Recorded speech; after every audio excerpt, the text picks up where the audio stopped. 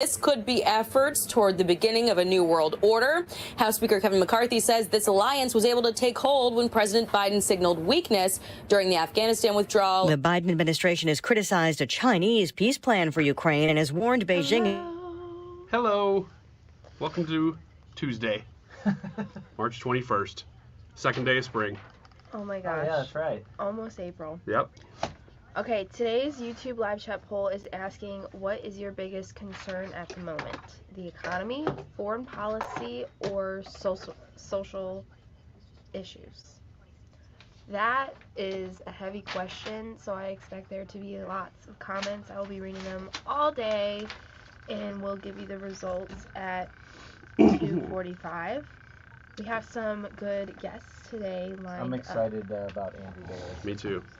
So Andrew Bailey is my attorney general in the state of Missouri. Rub it in, Hannah. I get to claim him as my own. He will be with us your at attorney general, Ryan? 12:25. My attorney general is it Kwame Raoul? Mm-hmm. Yes. Yes. Yes. I mean, boo. I mean, no. Yeah, Ooh. Boo boo. Ryan, you want to talk about what's going on in Wiggins America? 'Cause I'm confused. Yeah. Now, what's going to happen is the way this is going to be touted is why don't you read what it says? It says Ryan might be a woman. That's how you presented it to me. Well, what I'm going to do is I'm going to present some things that the Babylon Bee actually has presented that indicate that you might be a woman. And then we're going to see whether or not you actually are. So you have to decide based on each of these criteria whether or not you are a woman. I'm just feeling pretty confident about my answer. Well, we'll see. We really don't know. I was gonna say the Babylon Bee has this thing where they make a spoof or a satire, and then like 6 months later it comes true. So Ryan's a woman. So Well, we don't know. We don't know yet. This is all a tease, is what it is. We will find that out at 12:45. You told us you thought you might be a woman. We don't know. We're going to find out whether I am and each of us are. Andrew Bailey, I really am looking forward to that for real. To get Ryan, to. you've got a Fountains Live in 20 seconds. Oh, okay. 105, Jim Carafano. 125, Jack Brewer, former NFL player. Can't wait. I'm going to talk to Jack Brewer about fatherlessness. Yeah. Jack Brewer. Yeah. You used to talk about that. 7-1 FM Talk, Chief Meteorologist Dave Murray. Maybe this is the very beginning of your lunch break or it's the end. Either way, this is a great moment to call Fountains Family Dentistry and set that appointment. Set it and forget it. You can set it way ahead of time if you want to, or you can get in a little bit closer to the date, depending on what your needs are. If you want to schedule it well into the summer right now, it's really a good time because you can get any appointment you want when you look far ahead like that. And they work with your schedule. One of the greatest things about Fountains Family Dentistry in Fairview Heights, Illinois, is that they know that it is hard to make an appointment to get into the dentist because it's just never the top of the list. It's something you always know you need to do, but it's never the top of the list. So they're open late on some days. They're open early on some days. That's all to accommodate your schedule. Give them a call or go to their website, fountainsfamilydentistry.com. You can give them a call there and talk to Steve. They will help schedule you. They'll help work with your insurance or lack thereof, depending on your situation. They will cater it to you.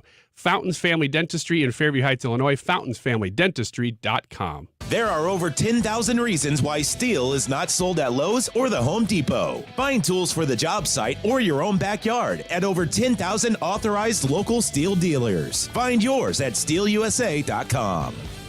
Join Mosby Building Arts every Saturday from 12 to 1 p.m. on 97.1 FM. Rich Orse and guests give insider tips about renovations, design, construction, exteriors, and more. Tune in to Right at Home with Rich on Saturdays or catch the podcast online. That is exactly what I needed to hear. Thank God someone here knows what they're talking about. That's us. That's right. Gotta love this American ride. All right, you need to take the time and get the full picture. Come on, turn the radio on. It's Saturday and I won't be long. Don't get me wrong, I love the ladies. I mean, they rev my engine, but they don't belong in the newsroom. It is Anchor Man, not Anchor Lady. What do you want from me? I'm not America's sweetheart. Goodness sake, kid. Keep your voice down. Your father's listening to the radio. I'm not America's sweetheart. This is the Annie Frey Show. Hello, welcome to the Annie Frey Show. Glad you're here with us this afternoon. I want to start with the YouTube live chat poll today because I think that there are some important questions that we have to ask ourselves right now in the middle of March as we move closer and closer towards another election. We're 595 days away from the next presidential election. Are you prepared for that? Brace yourself. It's going to get hot and heated on the way. Now, there's a lot of drama that comes around any type of election. There's a lot of money that is spent to try to capture your attention and direct it somewhere. And that's just the nature of a campaign. People are out there going to advocate for why they should be the person who is put in charge, and it's your job to decide if they're right about that. But what often doesn't get talked about, especially in my opinion, the closer and closer you get to an actual election, are the actual issues that will be weighed upon and decided upon and voted upon in your representative republic government that really do matter and should help shape who you vote for, instead of constantly being this, I don't know, it's just so mean and nasty. It's not even a bunch of positivity about this is what I could do for positive change. It always seems like on the 30-second commercials, the black and white, angry, scary music is 20 seconds and the 10 seconds of the, now the picture is in color and there's a nice guitar strumming. And if they're Republican, then they're standing in a wheat field with a John Deere in the background and a golden retriever. And if they're liberal, they're standing in a room of all non-white people and they all look really happy to be there. It's kind of, is that what it boils down to? Wheat field, golden retrievers, and diverse boardrooms? I don't understand it. Because the issues that are facing people like you and people like me, regardless of where we are on the political spectrum, I think a lot of us can agree on some of the challenges that we face. Today's YouTube live chat poll, and I encourage you to go to the Annie Frey YouTube channel, if not just to go drop a vote in the poll in the live chat portion. Hannah is watching the comments as they come in. She features them at 2:45 along with the results. What is your biggest concern at the moment? Is it the economy? Is it foreign policy? Or is it social issues? I think we make a case on this show that the social issues are kind of the undercurrent for everything else. Brad, I think you and I both frequently will say that politics is downstream from culture. Yeah. I mean, it absolutely is. It's what culture is determines what politicians cater to. Yeah. And they work hard to shape the culture so that the politics that are downstream can just come right their way. Real easy. I don't know if it's, I understand being I'm a senior millennial, an old millennial. Listen, folks, I have a mortgage and 4 kids. I'm taking care of my own here. I'm taking care of business. I'm not on my parents' basement couch, but I am a millennial. I don't know if I don't have enough lived experience yet to assess the statement I'm about to make. So I'm very open to the idea, Brad, you can weigh in on this as well. I'm very open to the idea that I just don't know enough. I haven't lived enough to see it. Have kids ever been so center to the culture wars than they are right now? Man, that's a hard one to answer because, whenever I was a kid, I wasn't even aware that I was in the middle of a culture war or a battle. I think the phrase, it's what about the children, has always been part of it, but not to this extent. I don't think that there's ever been... It seems as though they're bypassing, though, the parents, the adults who are voting. They've gone straight to the children. Right. And told parents to sit down. Yeah, step away from this. I don't know how many times I've seen clips of educators even being like, well, have we background checked the parents to make sure that they're, and it's like, whoa, you don't have that right to talk about you are not the primary educator of the home. It's the parents, and you're supposed to partner with them. It matters that we have a society that doesn't value families.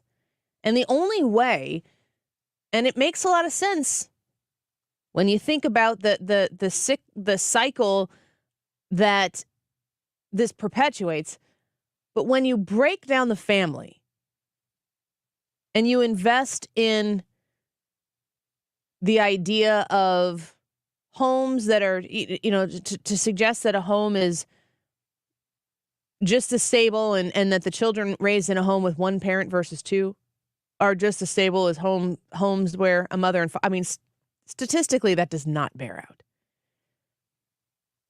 The value of having a mother and a father in the home is exponential in that child's life. And that's not to say that if there is only one parent, that child is destined to a life of misery or failure. Not even in the slightest. But Brad, you work with children as a youth pastor, and when you see a child who has two loving parents, that's the ideal situation. One loving parent can move mountains, especially if they're surrounded by people. Maybe it's in a faith community. Maybe it's just a broader family that's able to step in and help and still set those expectations and, models of what authority looks like and demand that respect for authority that is so incredibly lacking right now. But we culturally right now have a whole host of different ways in which we say, heck no, you can do this on your own. You don't need a man. You don't need, if a child is going to be raised in a one-parent home, we almost champion that. And the government is quick to instead say that we should, as a society, prefer that two-parent married home situation. Government is very quick to step in and say, I got everything you need. Yeah. Yeah, you said societally, but I would also say systemically. We champion the single-parent household, especially single motherhood. We encourage it through the way, and it's not a direct championing. Well, it is a direct championing of the single parent that does a great job. It's like, you can do it, but in that, what we've done is inadvertently started tamping down and belittling the value of two-parent households, because in our attempt to not offend single mothers, we decided to not champion the good things about a two-parent household. Or to not value the things that fatherhood brings to the home that motherhood on the whole naturally doesn't. Right. That doesn't mean they can't. And I've said this before. I am certainly a disciplinarian in my house. Ask my children. They will tell you this. But the idea of a two-parent home and the idea of girls being raised in a home with a mother, boys being raised in a home with a father so that they have a model of what is appropriate to grow into, but also, and I stress this at home all of the time, it's very important for my daughters to see a man consistently in their life treat me with respect, treat other people with respect, to indicate to my daughters, you should aspire to find somebody who treats you the way your father treats your mother, or the way your father treats anybody he comes into contact with. That's incredibly important. It's important for my son to understand that one day when he's in a relationship, he should respect that woman the way he would want me to be respected. That's a very, very important thing. And we've emasculated men culturally. We have created a scenario where the things that are manly are bad. That the idea of strength and the idea of being able to provide protection and, the strong disciplinary boundary setting measures of men in the home, that as not just as fathers, but as men, that it's time for you to sit down, gentlemen. You've had your moment. You're going to sit this one out. And we've done that for, in my opinion, what is monetizable political gain.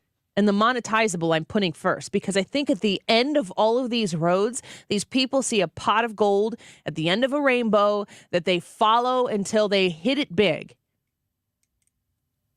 And we've sacrificed our kids along the way. Abortion benefits men more than it will ever benefit women who want to be as sexually free as the men they sleep with. The idea that a man can get out of a unplanned pregnancy with as much of a $300 in cash, go take care of this. Not, remove the idea of even funding it. The idea of a man who wants to abandon that situation in that scenario is so incredibly offensive, and it's so disrespectful to the woman. It is insult to injury, salt in the wound to be like, here's the money, go take care of this. And we champion this. And then we lie to women and say, just do whatever you feel is right. And if she's alone in that instance, we empower her to have that decision to be made to choose herself. It's okay to choose you, again, to the detriment of children. In our education system right now, I mean, it's so crazy to me. Anytime, and it happened this morning already, when I didn't bring it up, I don't bring these things up. They tend to get brought up in my presence. But somebody was talking about some library candidates. This is a thing now. People are running for the library board because there are drag shows that are being put on in libraries for the purpose of children. This is not to serve children. This is, again, to serve oneself. And this individual was telling me, like, I didn't even know this was a thing. I didn't know this was happening. And I'm like, have you seen some of these family-friendly drag shows that are going on? No, never heard of it. See, we get in this bubble that we live in because you listen to 97.1 or you listen to the Annie Frey Show or you watch Fox News. You get into a bubble and you think that this stuff is everywhere. How can people not be outraged? And they don't know. They don't know this stuff is happening. They are busy with their lives. They don't tune in and partake in the information churn that you do. And they don't know that this stuff is out there. But the sexualization of our children, which honestly, I think scientifically is turning into the desexualization of our children. Like, people are not procreating the way they used to. There's no value in a monogamous one man, one woman relationship. And I say it that way because that's the relationship that procreates. And we don't value that. Is it possible, and I'm gonna split the hairs here, and I'm probably gonna make everybody angry. Is it possible that we can champion and value heterosexual, monogamous, child-creating relationships without having to, in turn, automatically judge everybody who chooses something else for themselves in their lives? Is it possible that we can go back to where we champion these relationships that are good for society? And saying that a monogamous, heterosexual, marriage first, sex comes after marriage, children come after that. Is it possible that we can invest in the idea of that being valuable without having to automatically be presumed to hate everything else that isn't that? Can that be my lifestyle choice? Can that be my lifestyle choice that I have pride in? I don't know that you can right now. Unless you just choose to. Because indicating that you are proud of who you are, if that's the life you choose, it's the life I choose, why would I not be proud of it if it's what I've chosen for myself? Why would I be intimidated into not talking about the value of that in the same way that people who have other lifestyle choices are out there sharing why they are proud of who they are? Can I be proud of who I am? Can I be proud of who I am or what I am or the lifestyle that I lead without you automatically assuming that anybody who does anything different, that I hate them? Because I simply don't.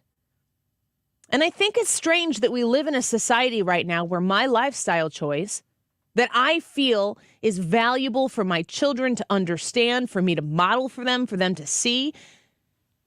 Is it possible that I can indicate to them, this is the life that my husband and I have chosen, this is the life that we believe is of value to us, and you don't hate anybody else who chooses differently? But I want you to understand the importance of this, and I want you to understand why we are who we are.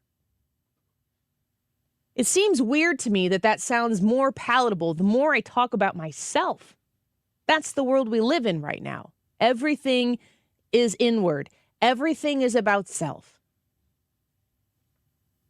The societal assumption that unless you've indicated with your 25 pieces of flair that you don't hate somebody, that you automatically do, is incredibly problematic because it keeps people quiet. It keeps people from shutting up. And I think that we need to be more encouraged to stand up for what we believe without fear of the presumption that you are somebody who is an ist or a phobic of some kind, somebody who is hateful towards others just because you don't choose what the loudest voice in the room currently is saying. You do not have to be guilty of hate if you don't subscribe to the squeaky wheel in the room.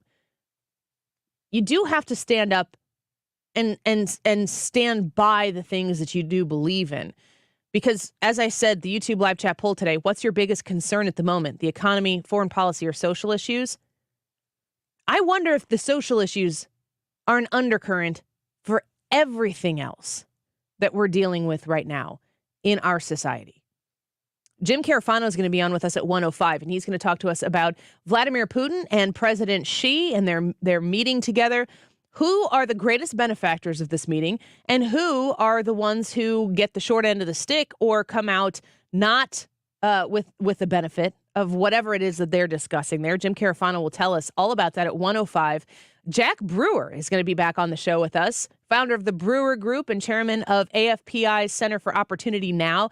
And we're going to talk to him about the Parents' Bill of Rights that is in the House. We're going to talk to him about fatherlessness. We're going to talk to him about valuing family. Jack Brewer at 1:25. But when we come back, the Attorney General for the state of Missouri, Andrew Bailey, back on the show with us to talk about new filings that he has made regarding Kim Gardner, that circuit attorney of St. Louis, that is under fire and being prepared to be removed if the court case goes the way Attorney General Bailey hopes that it goes. We'll see what he has to say about that when we come back. Don't go away.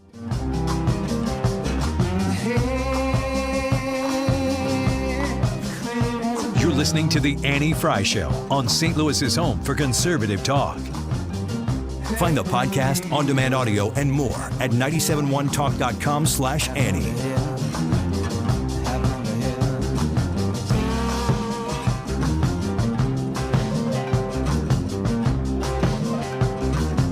I look at it every single day, and I'm in awe. That's Tracy talking about her amazing diamond ring from Diamonds Direct. Better than anything I could ever imagine. Just fantastic. The biggest compliment is everybody says I've never seen anything like it. And the shopping experience at Diamonds Direct? Very laid back. Not one time did we feel like we were being pressured. Not one time did we feel like we were being asked to extend a budget we did not have. In fact, it was almost the opposite. Like, we completely respect the budget that you guys have. Let us see if we can make something work. And how about the free service for life at Diamonds Direct? I come back about once a month, and I have them clean it, redip it, so it's all shiny and new, and they will clean it every day if I walked in here every day. They're fantastic. These days, Tracy walks around with Diamonds Direct business cards in her purse. I hand them to strangers. When people say, where did you get that? I go, here, this is where I got it. And they always go, oh, I hear the ads, but I've never been in there. I'm like, go in. Diamonds Direct. Your love, our passion. There's nothing like this anywhere else that I've seen. Get directions, store hours, and more at diamondsdirect.com.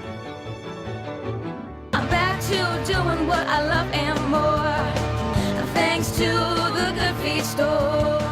Hi, Hi, this is Arnold, owner of the Good Feet store. Do you have a hard time getting out of bed in the morning because of a sharp pain in your heel? I did. I had plantar fasciitis. I had a burning sensation on the bottom of my feet. I went to the Good Feet store, and what a relief. And now I never go without my Good Feet support. Are your knees and back killing you by the end of the day? It was getting so severe I almost stopped walking. I have no problems with my knees now. I couldn't believe how fast it helped me. You deserve a better life too. Come to the Good Feet store today. Call 314-317-9494 or visit one of our 2 locations. On Olive, west of I-270 in the plaza with Subway, or in Shiloh, Illinois, across from Dearborg's. Thanks to the Good Feet store. Individual results may vary. Consult your physician for medical conditions. Visit the website goodfeetstlewis.com. Pain relief and comfort to fit any budget. Come in for a free test walk today. Good Feet products are proudly made in the USA. We've been here 30 years, 30 Christmases in this house, and we have the traditions that most families have. That's Terry talking about her experience with Rhino Shield ceramic coating. We did Rhino Shield 14 years ago, and the house still looks the same as the first day. Rhino Shield really worked with me to help me get just the right nice soft yellow, and it's 14 years later, and it's the same color. The main reason Terry called Rhino Shield is because it's backed by its 25-year transferable warranty. It just sounded wonderful that we could have the house coated with Rhino Shield and not have to worry about it again for 25 years. Take it from Terry. Give Rhino Shield a call now for a free evaluation. 877-25-RHINO.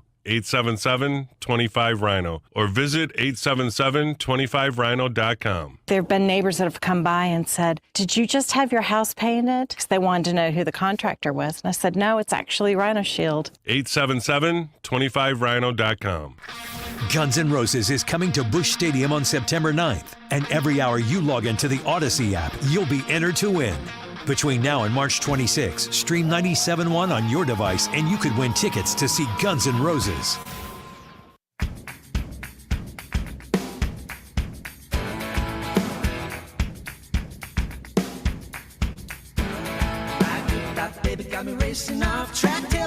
The Annie Frey Show is streaming online. Watch us live on YouTube and subscribe. All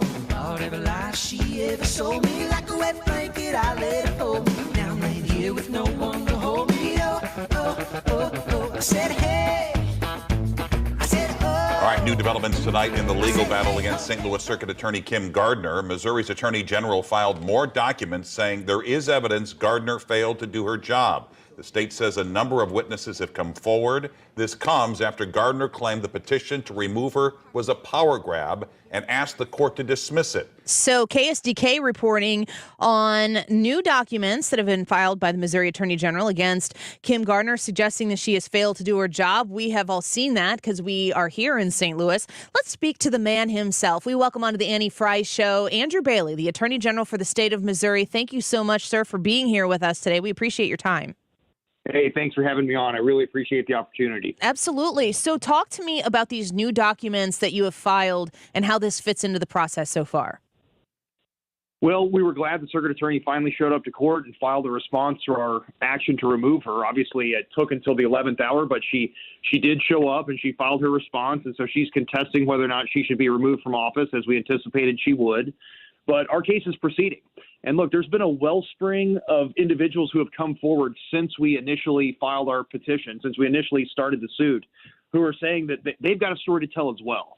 And that story is one of the circuit attorney undermining the rule of law and failing to inform and confer with victims, failing to prosecute cases. And so we need to get that in front of the court. And that's going to require us to amend our petition. We've got to move with the case as that evidence develops. And we've put the court on notice that we intend to do that. And the court has granted us leave to file the amended petition. So we anticipate doing that this week. That will essentially moot out her motion to dismiss. And at the end of the day, this isn't about me disagreeing with the job she's doing or Monday morning quarterbacking her decisions on cases. This is about her unlawful refusal to do her job, and we're going to hold her accountable and get progress. Missouri Attorney General Andrew Bailey with us right now. Talk to me about the timeline now from filing these additional documents and moving into the place where she will or will not effectively be removed. Well, we're going to keep our foot on the gas pedal. The people of the city of St. Louis and the people of this region deserve clarity on this issue. We've got to restore the rule of law and find justice for victims, and we're not going to stop till we've achieved that. We're hoping to have a trial this summer on the matter, As soon as we file our amended petition, we will ask for a court date where we intend to go before the court and start arguing the motions that we've already filed that are available there in the court file.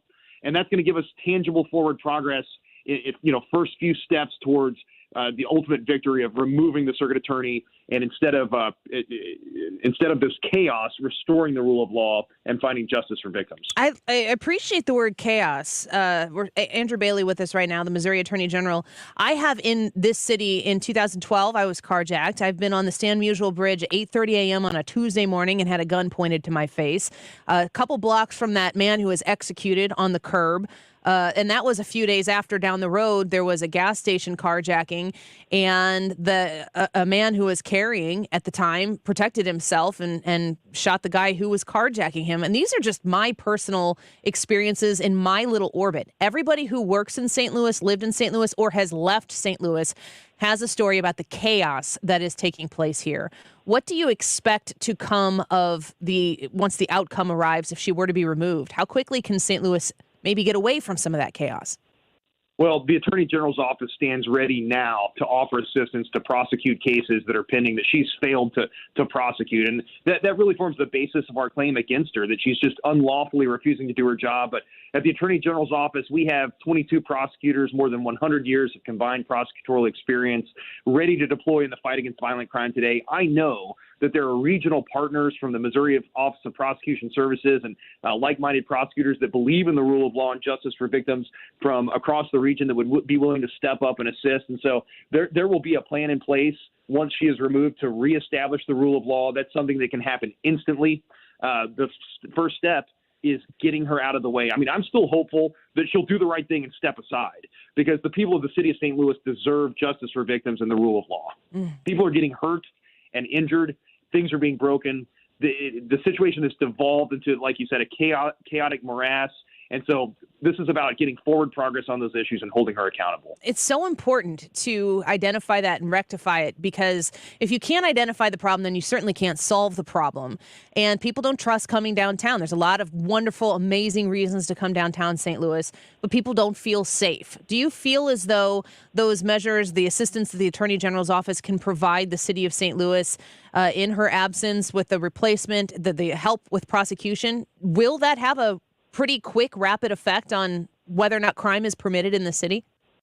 Absolutely. I mean, look, there's a trickle-down effect here. There's a ripple in the water type of effect where if we move in and start holding wrongdoers accountable when they're breaking things and hurting people, and we're getting them off the streets and into jail and ultimately prison because we're holding them accountable in our criminal justice system, then the police feel more empowered to generate more cases and refer more cases. And if the police feel like we're going to have their back instead of putting them on naughty lists or refusing to take their cases or erecting arbitrary barriers to their referring cases to the circuit attorney's office, then they feel more obliged to get out of their patrol vehicles and catch the bad guys and put them in cuffs and get them to the county jail or city jail and refer charges to the circuit attorney's office. So there's a ripple effect that can take place here, and it can take place very rapidly. I mean, there's no silver bullet. There's nothing that's going to overnight turn St. Louis City into a crime-free zone. But what we can do is start making tangible forward progress and enforcing the rule of law like we do in 114 other jurisdictions in the state of Missouri.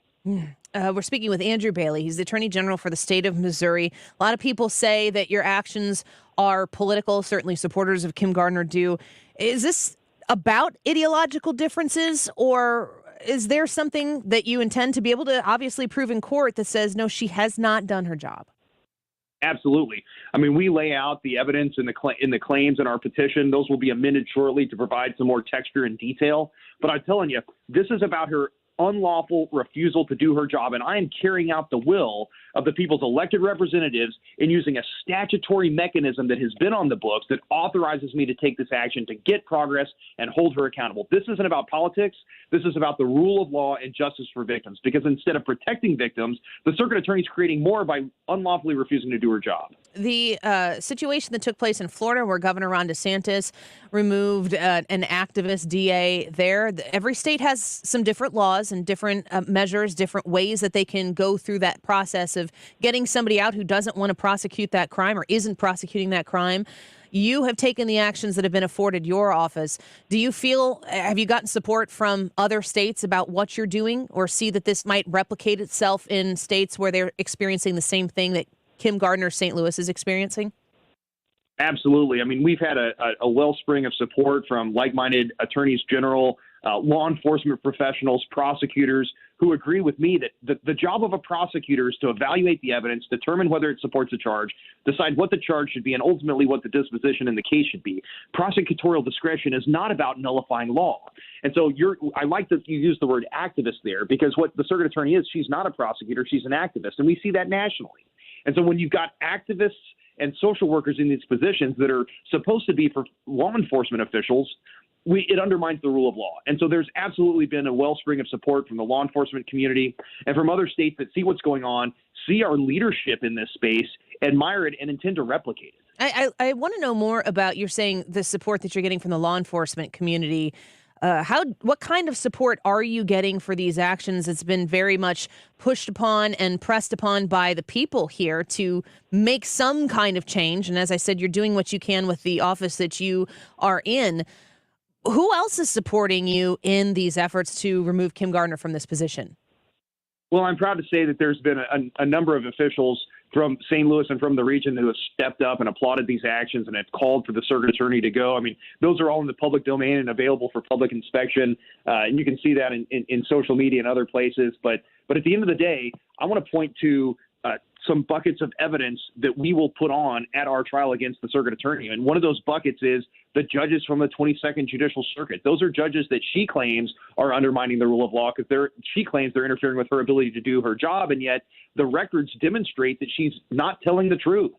She's saying that she objected to Mr. Defendant Riley's bond when, in fact, she consented to bond. And so the court has records of that. So the court, many members of the court on the bench will be our witnesses.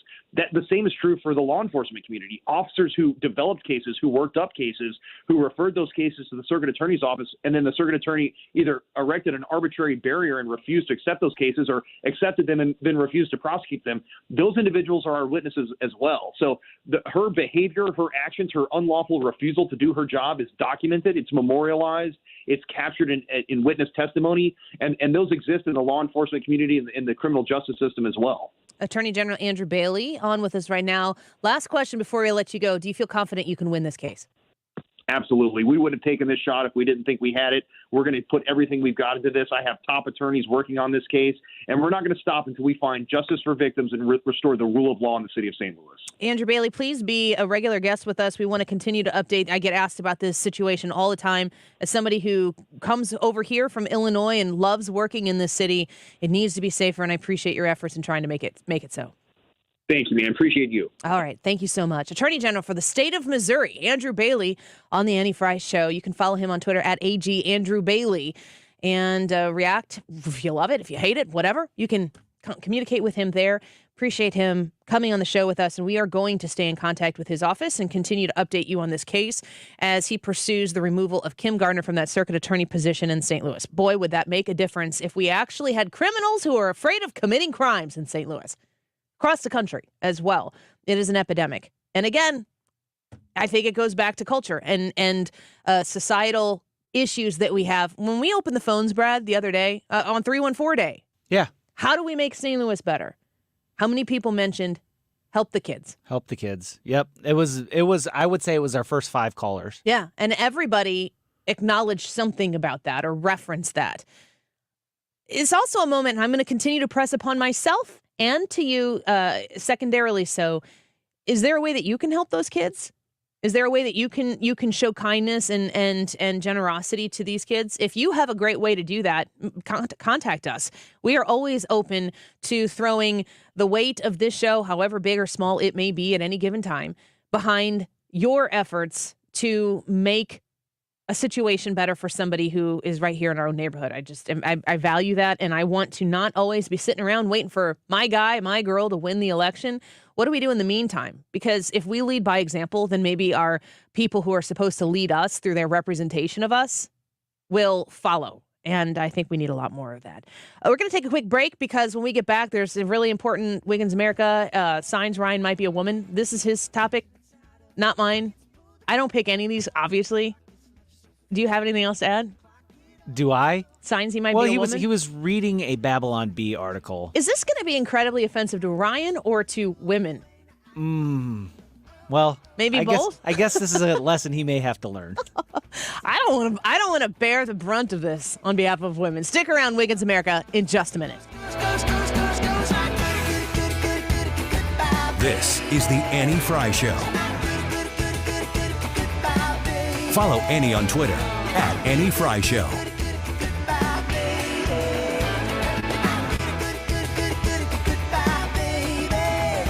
So the Retirement Advisory Group is hosting a seminar tonight, and there are a couple seats available, and I want them to go to Annie Frey Show listeners. It's free to go. It costs you nothing, but you do need to reserve that spot, and I would love the opportunity to meet you. The event starts tonight at the Frontenac Hilton at 6:30 p.m. However, I show up at about 6, and from 6 to 6:30, I'm going to hopefully have the opportunity to meet you. So please consider coming and learning about how you can protect your retirement with the best in the business. Thomas Helbig, Bob Kershaw, Tammy Kershaw put on this event with the Retirement Advisory Group, and they just talk to you for about 45 minutes. It's not a whole lot of time. They talk to you for about 45 minutes about what you need to do to make sure that your retirement is protected. And that allows you to enter into retirement with that big exhale, worry-free, enjoying the time that you've been planning for decades. Reserve your spot. Come see myself. Mark Cox will be there as well. Mark Reardon will be there. 314-993-9494. Call 314-993-9494. You can find them online at retirementkey.com. Did you know the IRS is a super creditor? Hi, I'm Lance Drury with the Lance Drury Law Firm. The IRS is the only creditor that can create a bill for you without your permission, then drop the hammer and aggressively collect it by wiping out your bank account, seizing your assets, and levying your wages.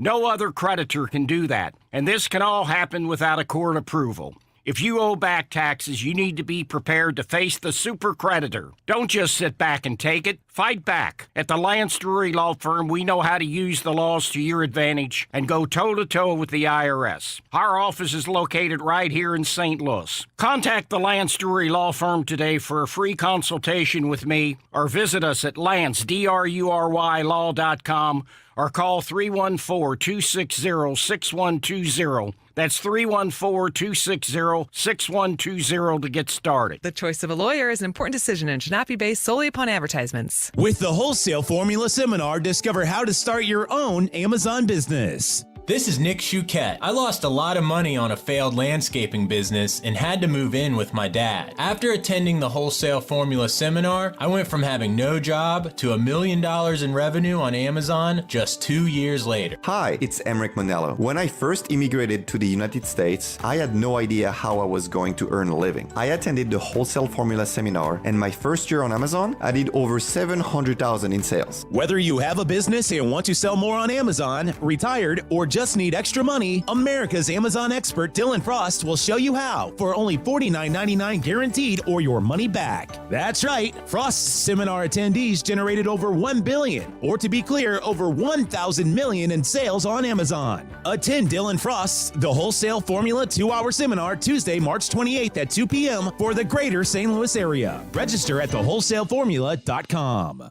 Before you begin digging your next outdoor project, save time and be safe by calling 811. Mark your project area with a water-soluble white paint or white flags to let utility locators know the location. Get more tips from Mango at mosafegas.com. You're listening to the Annie Frey Show live from the Air Comfort Service Heating, Cooling, and Insulation Studio. Air Comfort Service is proud to support Greater St. Louis Honor Flight. Sign your veteran up for the Honor Flight today at gslhonorflight.org. And for heating services, visit aircomfortservice.com. This is where real local and national accountability happens. This is 97.1 FM Talk, St. Louis's home for conservative talk.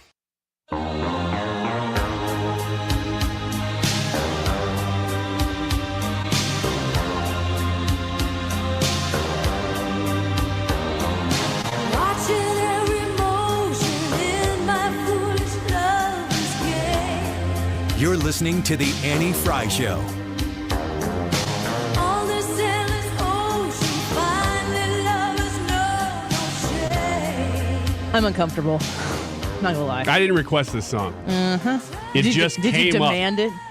No, it's just Like a woman would? It's like the universe knew. Yeah. Yeah, it's almost as if a person picked that song for this segment. I don't think that that's probably true, but confirm or deny. Confirm. Yeah, she knows what she's doing. I don't know what else there is to do. Let's just do the Wiggins America. Let's do it. About you being a woman. Wiggins! Oh! Wiggins! A little clarification. It's not just about me being a woman. This is a litmus test. I have a feeling that's what it's going to end up being about. No. That's This my is a job. litmus test for anybody to determine whether or not they are a woman. You literally said, I think I might be a woman. Yeah, well, that for me, the litmus test was showing that I might be. But really, way it's for for you to anybody. Find out if you're a woman or not is to listen to Wiggins America. This is a big day. Wow. Yeah. A lot of people in St. Louis are going to have a pretty big wake-up call. Or I was just thinking more about you. this is for the people, Annie. Hey, congratulations, Bob. It's a girl. FYI, if you didn't catch that joke, Bob is my dad's name. So did you bring like a balloon or something that we could pop that would have some dust in it to tell us? No. This should have been a gender reveal. That would have taken a lot of work. And you know how I hate You know work. how many great ideas people have in radio that could have been? Yeah. Every day we have them. Most of them. All right. So what I've got here, this comes from the Babylon Bee, but I'm taking it very seriously, is Just like different, everything else. Yeah. is different tests to determine whether or not you are a woman. Here is the first one. Here are some indicators that you might be a woman. Item nombre uno. You're always cold. If you're always asking to put the windows up or to borrow a sweater, Is this Crush from might be a woman. Finding Nemo? Dude, totally. Kind of is. Number one, you are always cold. Yeah, definitely. Yeah? So you're a woman? It can.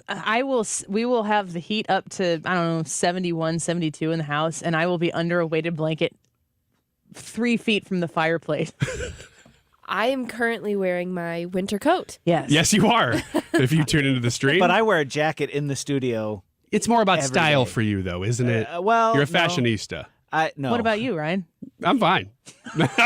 You're always cold. I'm always like, no, it's fine. Yeah. So I'm a man in this instance. I'm a man. I'm 47.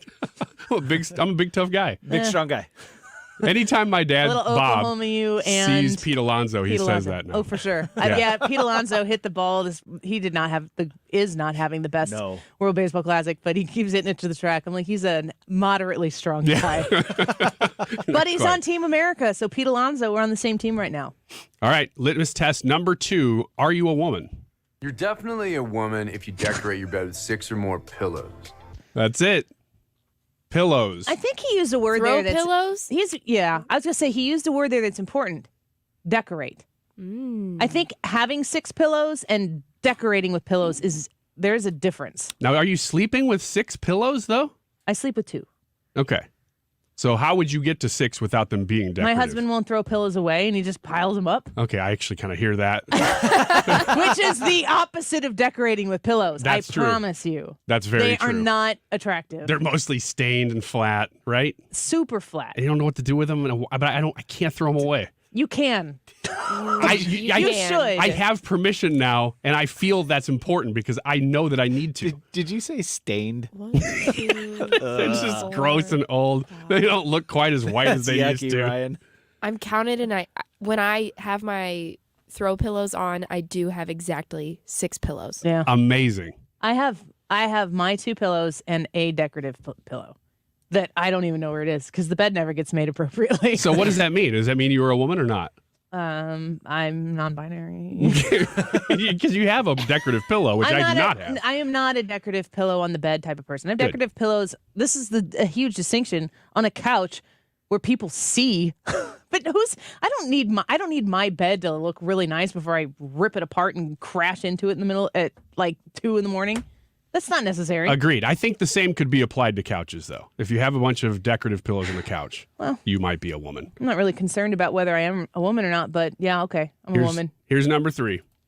Okay, this one's kind of like a sixth sense This that is women sixth have and sense. only women have. You can tell the difference between rustic farmhouse white and Swiss coffee white at a glance. What? So the colors that you use to paint, you can tell the different shades by just barely even looking at them in any light. No. No? Good, because I can't either. Because I'm a man. Okay. I don't really. My mother would. I don't feel Me, no. manly, but the answer is no. Okay. My wife is definitely a woman. She can do that like that. What were those? Rustic farmhouse white and Swiss coffee white, or something. The difference between two different whites. When you go to the, Home Depot, or whatever, Yeah. when you're there looking for a man, as one does, you look at the paint aisle. No. and No. You look for a man in the lumber aisle. In the lumber aisle. You don't look for Not in the paint aisle. You're not looking for a man in the paint aisle. But if you do it right, you have to pass the paint aisle Brian to get to Wiggins the is lumber aisle. casually just like collecting the pretty color swatches from the paint Just thing. for fun. Yeah.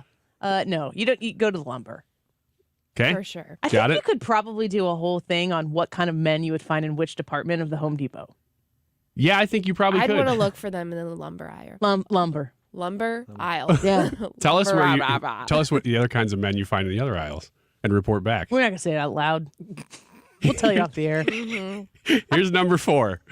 If you've run into the curb in the last 24 hours, you might be of the female persuasion. Oh, totally sexist.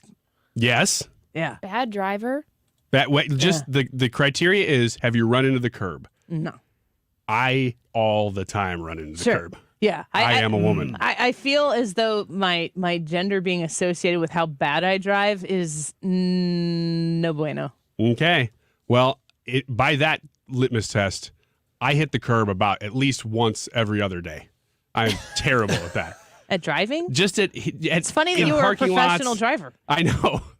I think something about having an SUV versus one of those little cars that I used to have. No, you're still responsible for I don't the realize wheels. how big my swath is.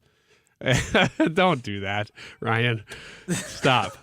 Number 6. I thought you were going to blame You one might of be us. a familian if it takes you like 3 hours to decide what you want to eat. What did he Do say? you guys- Familian? Yeah, we might be a familian, he says. Do you heard that. take a long time to decide what to eat for dinner? No. No. When you have a date night? No. I don't know what that is. I'm a little bit in the female category here. It does we go back and forth for a long time trying to figure out what to eat. My husband and I do if one of us, where do you want to go? If you don't know where it is, the other person picks 3 places, and then the other person picks one of those 3. You guys, of course, are Done. smart and have a system for it. We just keep going back and forth. Do you feel like soup? I don't know. Soup. Nobody feels like Nobody soup. feels You like do soup. when it's Asian soup, and it's only the time you can get it is Well, like then it once sounds a quarter. like you know where you're going to eat. Well, that's one of the few places that we're like, ooh, I want to go there. No, wait. We also haven't been here for a long time. That's what we do. It's like soup is always a concession. Yeah. Not Soup when is it's what you eat whenever the rest of the animal is out, and then you have to throw a bone in there and boil some broth or something. Oh. I hear you, but man, there's some really good ramen places in St. Louis.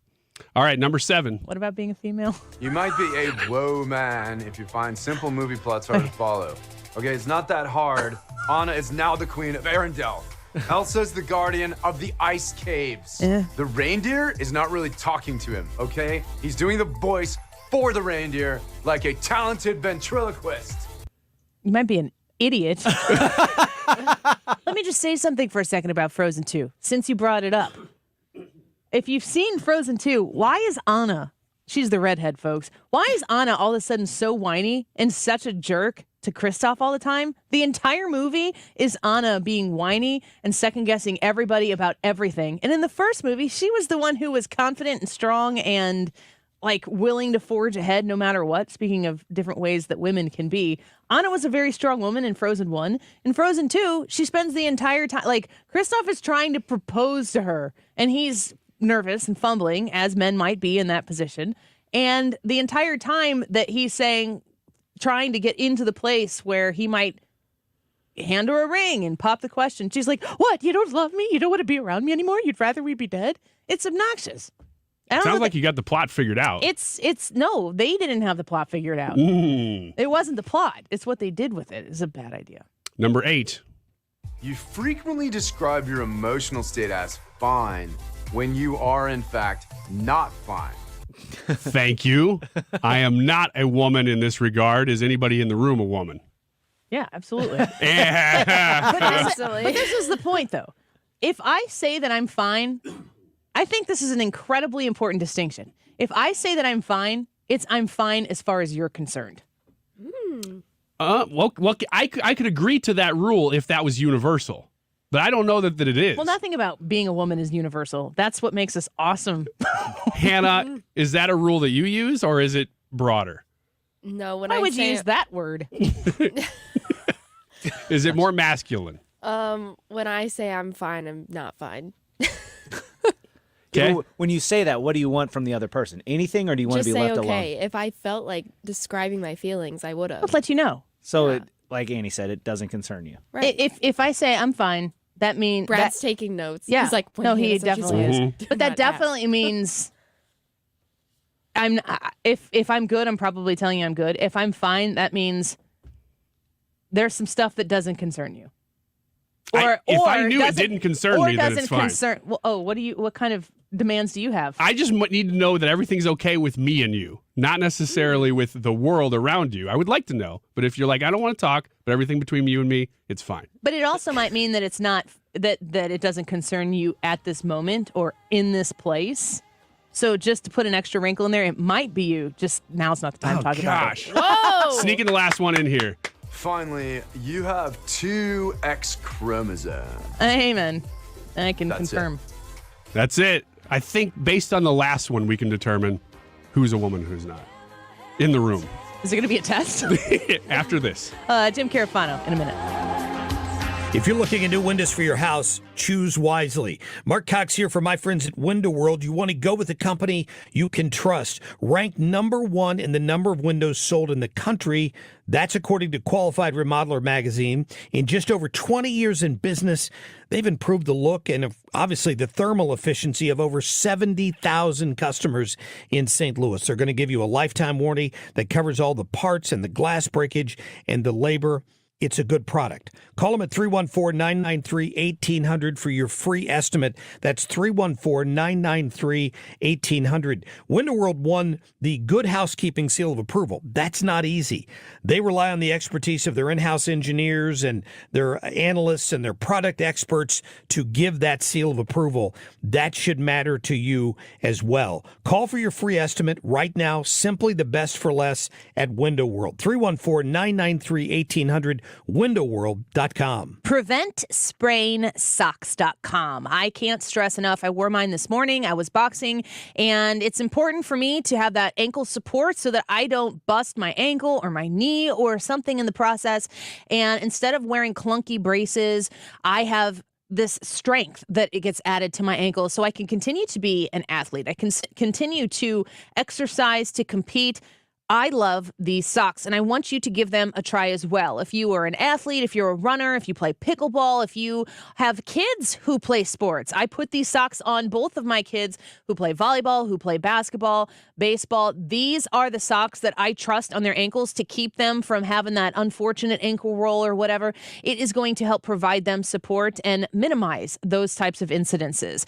Go online to PreventSprainsSocks.com and shop today. Different colors, different lengths, different sizes, all at PreventSprainsSocks.com. Finding great people to hire is like trying to find a needle in a haystack. It's pretty difficult, right? Well, ZipRecruiter has mastered finding a needle in a haystack, so they take it to the next level.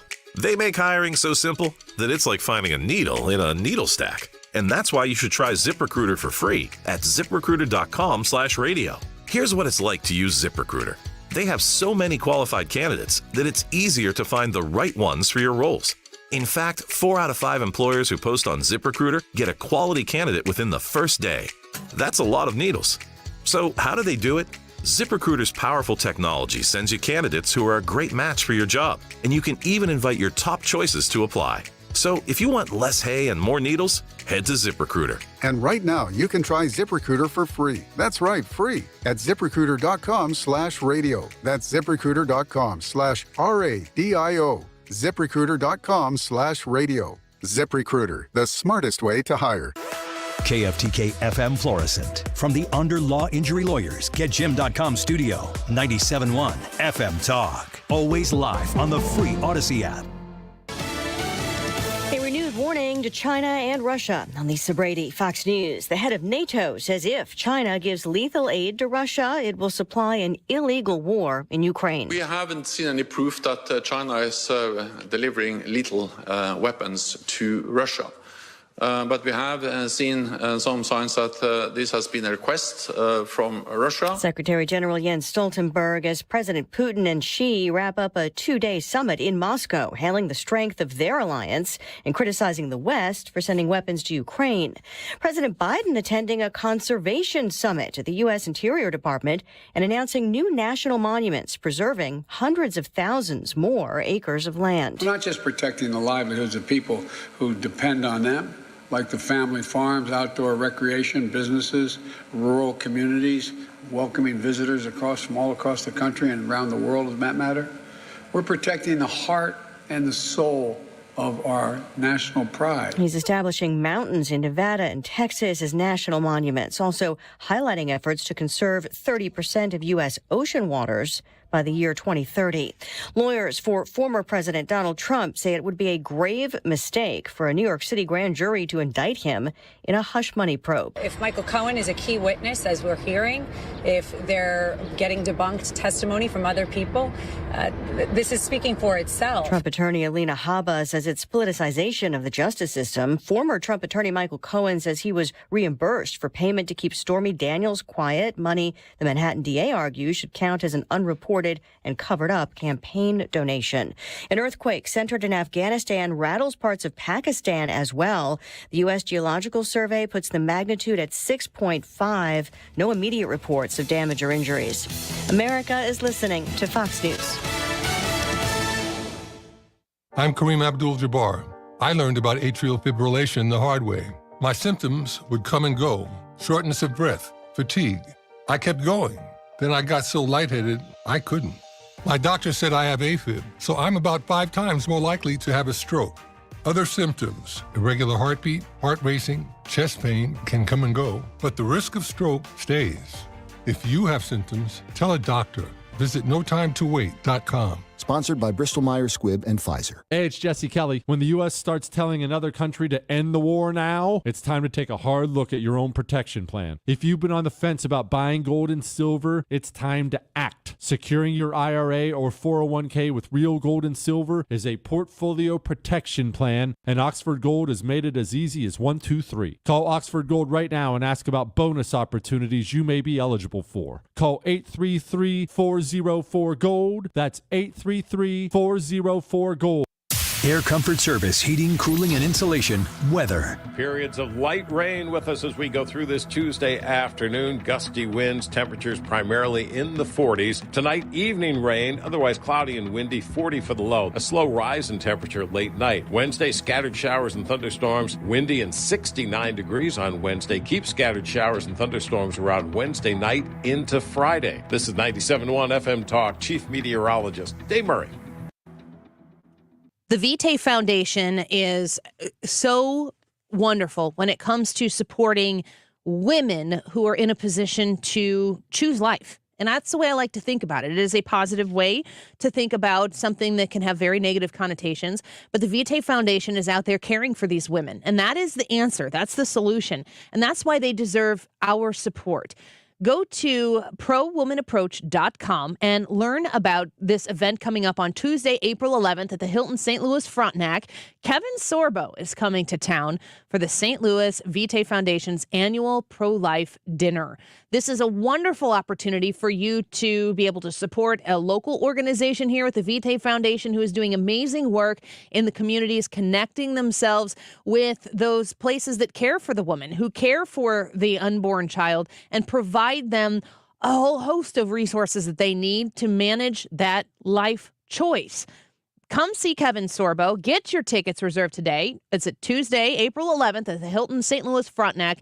You can register online at prowomanaapproach.com. Don't miss the Hot Tub and Swim Spa Blowout Expo this weekend only at the St. Charles Convention Center. Browse over 30 hot tubs and swim spas from 5 major brands at up to 50% off. Financing is available and show admission and parking are free. That's this weekend at the St. Charles Convention Center. Visit spaexpo.com. Guns N' Roses is coming to Busch Stadium on September 9th, and every hour you log into the Odyssey app, you'll be entered to win. Between now and March 26, stream 97.1 on your device, and you could win tickets to see Guns N' Roses. That is exactly what I needed to hear. Thank God someone here knows what they're talking about. That's us. That's right. Gotta love this American ride. All right, you need to take the time and get the full picture. Come on, turn the radio on. It's Saturday and I won't be long. Don't get me wrong. I love the ladies. I mean, they rev my engine, but they don't belong in the newsroom. It is Anchor Man, not Anchor Lady. What do you want from me? I'm not America's sweetheart. Goodness sake, kid. Keep your voice down. Your father's listening to the radio. I'm not America's sweetheart. This is the Annie Frey Show. We are in a very dangerous situation. We have our two major international competitors, Russia and China, coming closer and closer together. We have a president who clearly does not have a clue what to do. We have a vice president who is an embarrassment and the best possible insurance policy for keeping Biden as president. And Americans need to understand, this is not a game. This is not one of those things you get on Xbox. We're in a real world faced with real crises, and we have a president who is totally out of touch with reality in terms of what's going on in the world. Jim Carafano, These are dangerous times. Vice President for Foreign and Security Policy at Heritage. So always great to be speaking here with Jim Carafano, President Xi meeting with Vladimir Putin. Jim, the first thing I want to know is who are the greatest benefactors of this relationship and who is going to be on the outs in a big way? Yeah. So I keep going back to this movie that won all the Oscars, like Everything All at Once, Everywhere, All the Time, right? No, because it's about people living in parallel universes, and that's clearly what's going on here. So, Putin is clearly not the equal partner here. I mean, first of all, I was on the camp that predicted that there would not be a Russian winter offensive because I said they would accomplish nothing. They would plow through all kinds of men and material, and then they would be sitting there with very little gains, and then they have to worry about defending against the Ukrainian counterattack in the spring. But does Putin listen to me? No, so he does it anyway. And so that's exactly the situation is in a very, very not good military situation on the ground, and so he runs to Mariupol and I'm a liberator here, and he has this meeting with Xi, and he laughs off the ICC indictment, but the reality is he has nothing really substantive to show for a year of war, troubles in the economy, people leaving the country, everything else. He has nothing really to offer the Chinese, and the Chinese don't give away anything for nothing. So, and first of all, they're not going to do much for him because they're not going to put themselves at risk for the Russians, and whatever they do, they're going to demand a really high price for. So he is very much the junior partner. And when you look at it from the Chinese perspective, they're like James Bond at Casino Royale. Like you bet on everything. You bet on black. You bet on red. So you can't lose. So I mean, they don't want Russia to lose. They actually like Russia to win because that would actually make the situation for them in Europe better. But they're not going to be risking very much to do that. But on the other hand, if the Russians lose, then they'll just move in and supplant all the places where Russia has interest in Latin America and Central Asia and in Africa. So the Chinese are playing a cagey game to try to benefit from this either way. And so on the one hand, they appear like they're Russia's partner. They said we're going to protect the world from the Americans. But on the other hand, they're not really doing anything than trying to figure out how can we make sure no matter what happens here that we come out on top. Jim Carafano with us on the Annie Frey Show right now. When we're sitting in, St. Louis, Missouri, we're here in the United States. Of course, everything that we see and discuss is generally through the lens of the United States. The conflict that takes place in Russia, in Ukraine, I should say, from Russia, China going to meet with Russia and visiting those areas that Russia has advanced in Ukraine. How much of any of this really has anything to do specifically with the United States, or is our involvement here just our response to it? Well, like I said, it is in our interest for Russia to fail in Ukraine, right? Because Russia was never going to stop with Ukraine. They were going to destabilize Western Europe, destabilize NATO, push the United States out. That would really threaten our interests. So it's not in our interest to see the Russians win. And of course, it's in the Chinese interest to see the Russians win. So we don't like that either. So it's worth us doing something, which is supporting Ukraine's self-defense, which to me makes sense. But I think that's the limit of, people ask, when is war going to end, how we're going to make the war end. None of that really matters. It's, are we protecting America's interests? And our interest is to see Ukraine not lose. But that's it. I mean, and it's not, the certain governor who said this, he was accurate. It's not a vital interest of the United States how the territorial dispute is actually resolved, or for the United States for Ukraine even to be a violation. We're not going to fight for Ukraine. And think about it. During the entire Cold War, Ukraine was owned by the Russians. We still survived. They controlled the Black Sea. We still survived. So it's not a life or death situation for us, but it's worthwhile for us. And when people say, "Well, how worthwhile?" Well, that's where we can have a reasonable debate, between like doing nothing, which we shouldn't do, and fighting World War III, which we shouldn't do. We're going to be somewhere in the middle, which is kind of where we are. I mean, the bad news here is that we're saddled with Newt Gingrich is right, which is the world's worst president. If we had a decent president, we wouldn't even be here today. Russia would have never tried this to begin with. So we are laboring under that problem, and I can understand a lot of Americans why they're frustrated with how we do this, because we got a Yahoo in charge. But that's kind of where we are right now. This is reality. It's not like a movie where you get to pick the characters and who's the hero and who the bad guys. You're kind of stuck with the cast and characters that you got. And you know what? That movie, the Everything All at Once movie, it was a movie. There aren't parallel universes. We only have one, and we have to live in it. Yeah. Jim Carafano speaking with us right now. I think about how you're articulating the situation that the United States finds itself in right now, and it seems as though it's in large part, unfortunately, a messaging issue. Why is Biden doing what he's doing? What kind of message that doesn't cost a taxpayer dollar to have him speak on behalf of American interests and set a tone, but he has largely been absent from the entire conversation. Well, that's because his presidency is about politics. It's not about American interests. I mean, if American interests are being served, it's actually by accident. Right? And I actually believe that this is the true story here. We are doing reasonably a right thing in supporting Ukraine. That's by accident. There's only two reasons why that's happening. One is Biden ran away in Afghanistan and embarrassed himself like nobody's business. And the second thing was the Ukrainians actually fought and didn't collapse. And so the United States, really, Biden felt compelled out of embarrassment, actually, to support Ukraine. If it wasn't for that, he would have walked away and just let the whole thing fall apart. So, yeah, I mean, this is not the president that you want at the helm of the United States. And I understand people's frustration. They're saying, well, look what it's costing us. And like I said, that's a reasonable debate, to debate about exactly what we should or shouldn't be doing. But you have to put this in perspective of what this president has cost us. I mean, first of all, people say, well, we should be securing the border. Well, Biden was spending nothing on the border before the Ukraine war. And if there had been no Ukraine war, he'd have spent nothing. So it's not that we can't defend our border because we're spending on Ukraine, because Biden just doesn't want to do that. He's got over $6 trillion in deficit spending. The fraud in the multiple programs that Biden has pushed through is many times more than what we spend in Ukraine.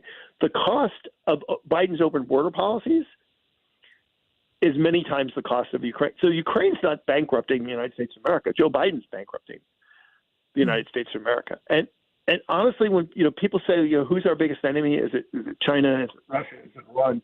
It's in the White House. This is the guy that's holding America back.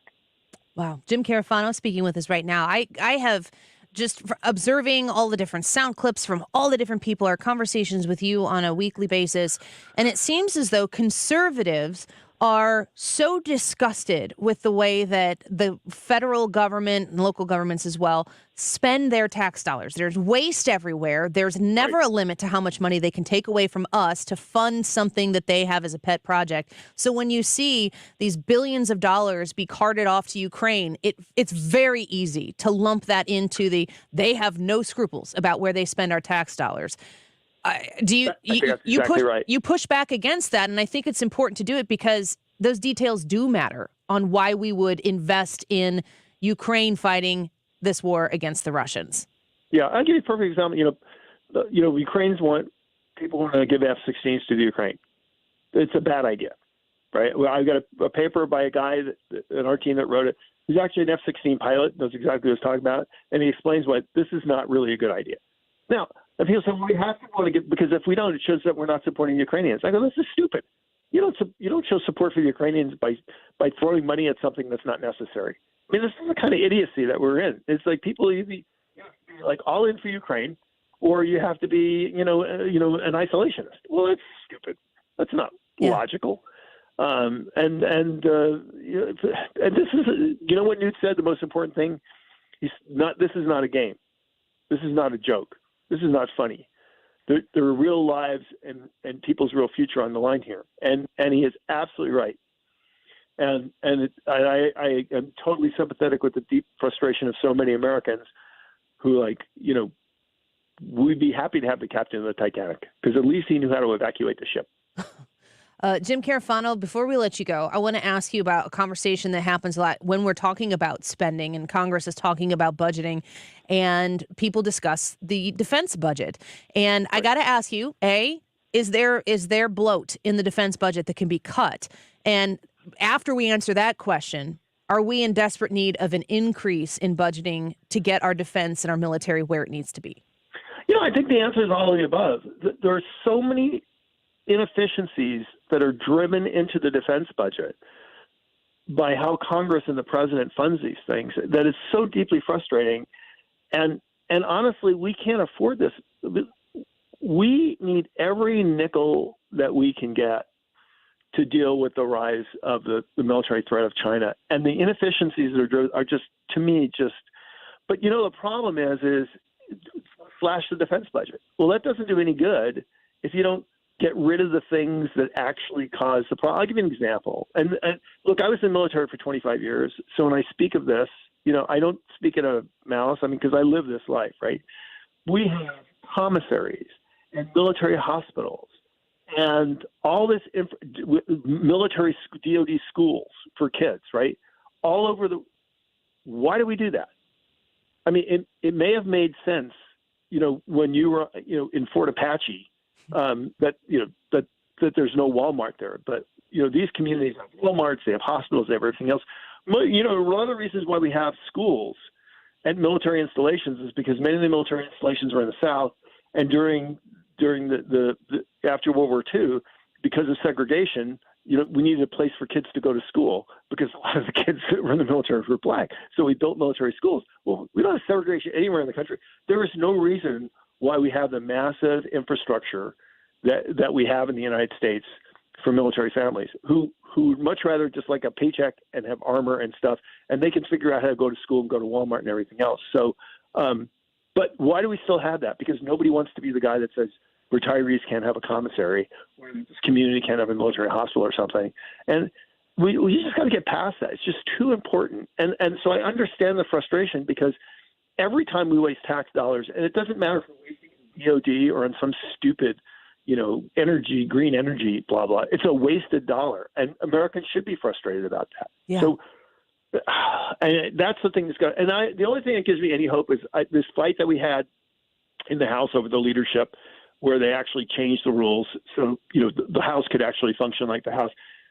I think if conservatives keep beating on that drum, and it's not about whether we get a bigger defense budget or a smaller defense, it's about let's get government to work right and make responsible decisions in the open in a transparent manner and get on with it. I'm up for that. And then the numbers will come where the numbers come. Yeah, accountability is lacking in a lot of different places. We always value your voice, Jim. Thank you so much for the time today. We appreciate you. Thanks for having me. Of course. Jim Carafano, Vice President for Foreign and Security Policy at Heritage Foundation. One of my favorite voices on this issue, if not my favorite. We always appreciate his time here on the Andy Frey Show. When we take a break, we're going to come back in just a few minutes. Jack Brewer is going to join us. He's a former NFL player, of course, as many people know, but he's also the founder of the Brewer Group and the chairman of the AFPI Center for Opportunity Now. We're going to talk about the Parents' Bill of Rights that is in the House. We're going to talk about fatherlessness, restoring the family, investing in these social and cultural, lifestyles that have really just been pushed by the wayside. You're not supposed to talk about them. We're going to talk about them with Jack Brewer in just a minute. The Andy Frey Show is streaming online. Watch us live on YouTube and subscribe.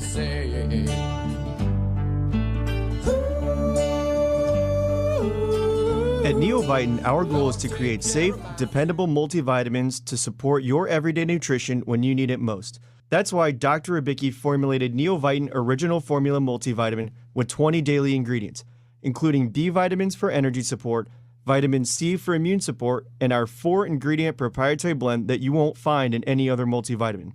With a 4.8 out of 5-star rating on Trustpilot, you can be sure you are getting the highest quality nutritional support with Neovitin. And as always, a portion of the proceeds from the sale of Neovitin Original Formula Multivitamin are donated to the Ribicki Foundation to support pancreatic cancer research. That's nutritional support you can feel good about. Support your best life today with Neovitin Original Formula Multivitamin, available at your local Dierbergs, Schnucks, select independent pharmacies, and online with our easy-to-use monthly subscription at neovitin.com. That's neovitin.com. Neovitin.com. Mark Cox here. Join me, Annie Frey, and Mark Reardon, along with Thomas Helbig and Bob Kershaw of the Retirement Advisory Group for the next Protecting Your Retirement educational event. It's Tuesday, March 21st at the Frontenac Hilton at 6:30. Seats are limited, so go online to retirementkey.com. Here's Thomas with more. Are you nearing retirement or already retired and sick of losing so much money in your retirement accounts? Did you know if you're 59 and a half or older, you can roll over your 401k tax-free and protect your nest egg from any more losses and still generate more income than most investment options? Would you like to know how linking to the market instead of owning the market is so much safer for your retirement nest egg? You'll get all the answers and more. If you're 59 and a half or older, you don't want to miss this event. Protect your retirement nest egg. Join the official financial advisors of my show, Thomas Helbig and Bob Kershaw, Tuesday, March 21st at the Frontenac Hilton at 6:30. Go online at retirementkey.com. That's retirementkey.com. Rhino Shield is far superior to even the best traditional exterior house paint. Rhino Shield is 8 to 10 times thicker than paint and comes with a 25-year transferable warranty. Rhino Shield is the only ceramic coating company that has been chosen by Disney, This Old House, and 3 times on HGTV's Curb Appeal, where every episode is concentrated on unpainted brick, bonds and seals to stucco, wood, hardy, block, color lock, masonite, and more. No better product for those steel aluminum-sided homes that have become, chalky and tired looking. We coat sloped and flat roofs to extend their lives too. After 15 years, we've got a great reputation and a superior product. As long as it's affordable, why wouldn't you do it? Before you make the costly mistake of painting with traditional paint, you'd be best served to call Rhino Shield today. We are the experts and our evaluations are free. 877-25-RHINO or 877-25rhino.com. Tell them, ladies. No paint, don't Rhino. Go Rhino Shield. Never paint your house again. Rhino Shield. St. Louis is home for conservative talk. The Mark Reardon Show. General Keith Kellogg is with us. The Ukrainians don't have the capacity yet to go on the full offensive because we've restricted weapons to them. Weekdays from 3 to 6 on 97.1 FM Talk.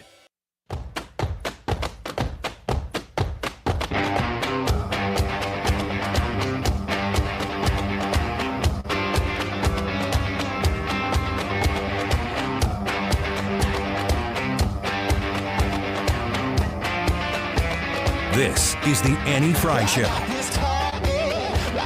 Interact with Annie on Facebook. The Annie Frey Show.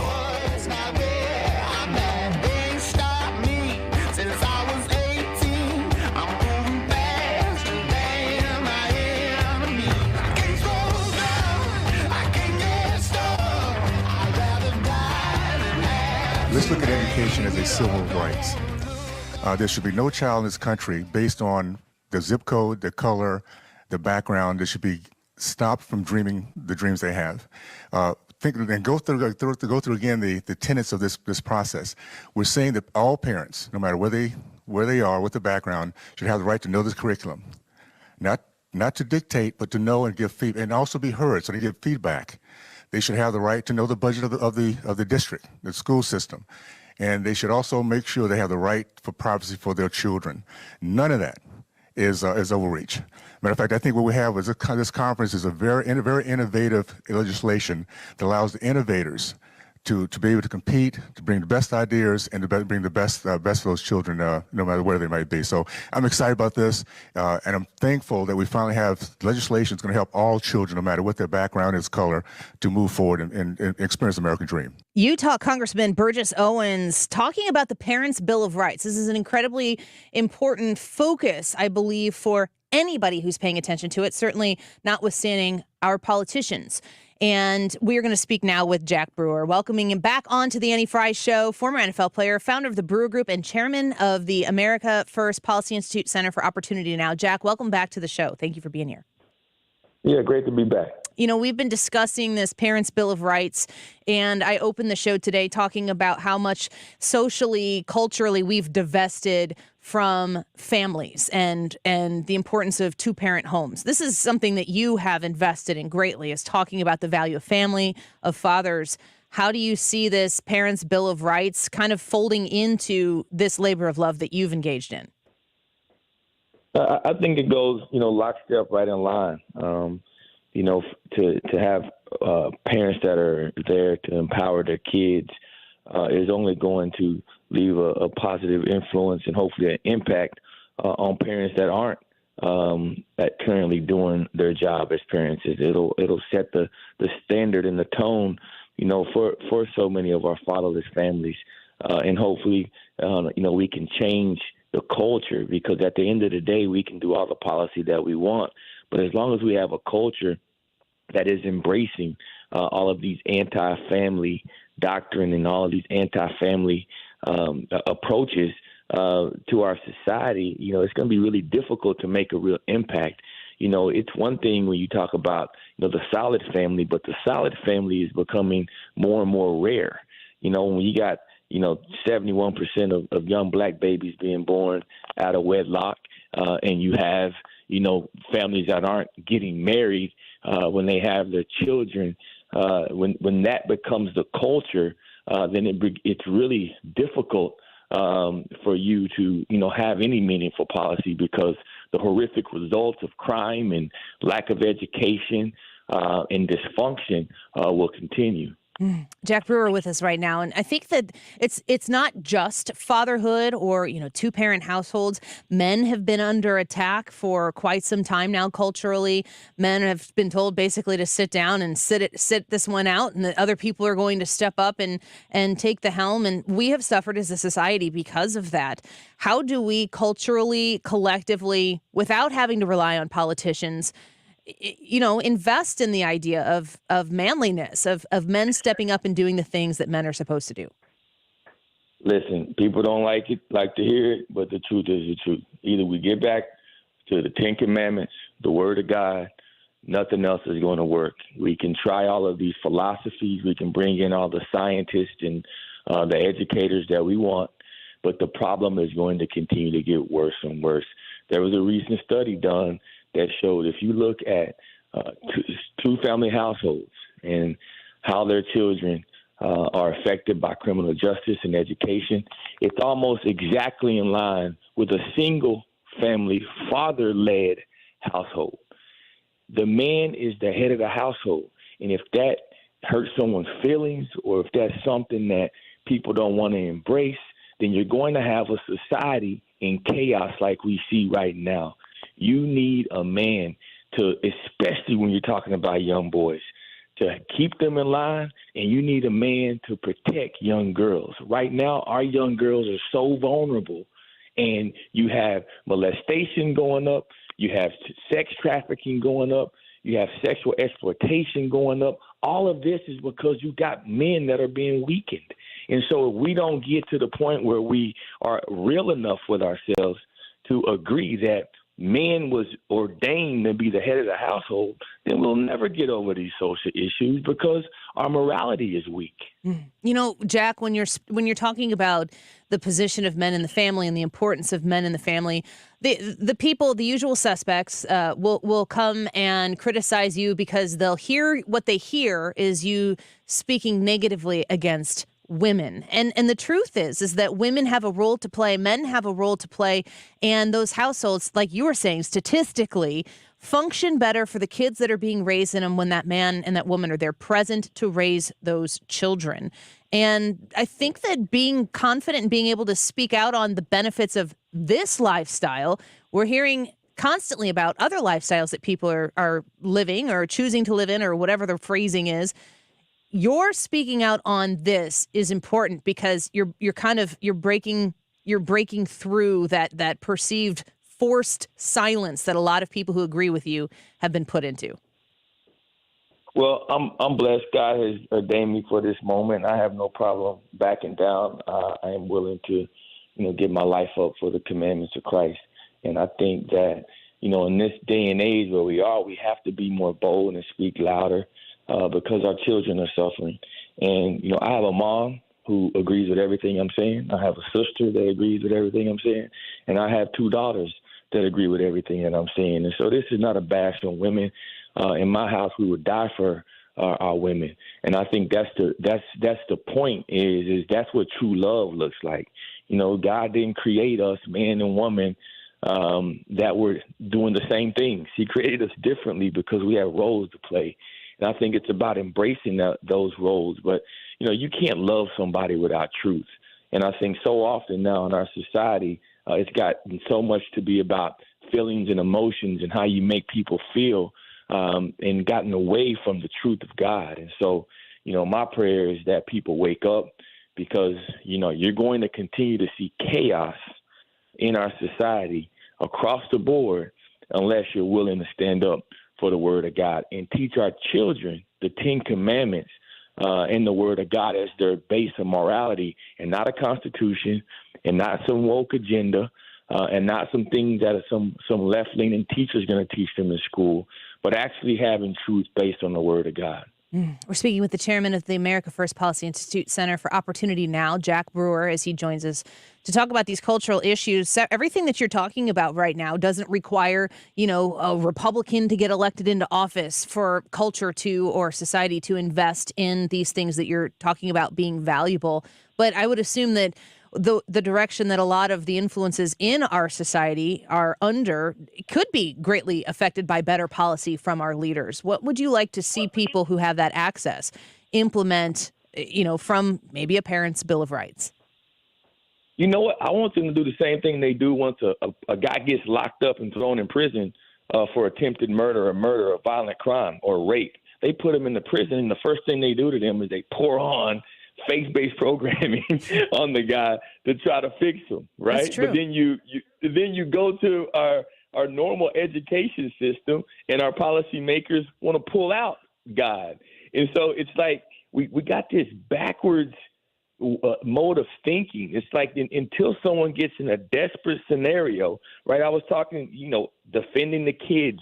Yeah, we have to defend the kids from, sexual mutilation and telling them that they're a different gender. But if we don't stop the grown-ups and the parents from doing it, you're never going to be able to protect the kids from it because you've changed the society to think that that's normal. And so we got to also address behavior of the parents, not just the behavior of what's being taught to the children. We got a lot of parents right now who should be criminally charged for some of the things that they're giving their children access to. And 20, 30 years ago, they would have been prosecuted for it. And so now, all of a sudden, just because things have gotten a little bit more left-leaning, we're embracing this sin. That is what we need to address.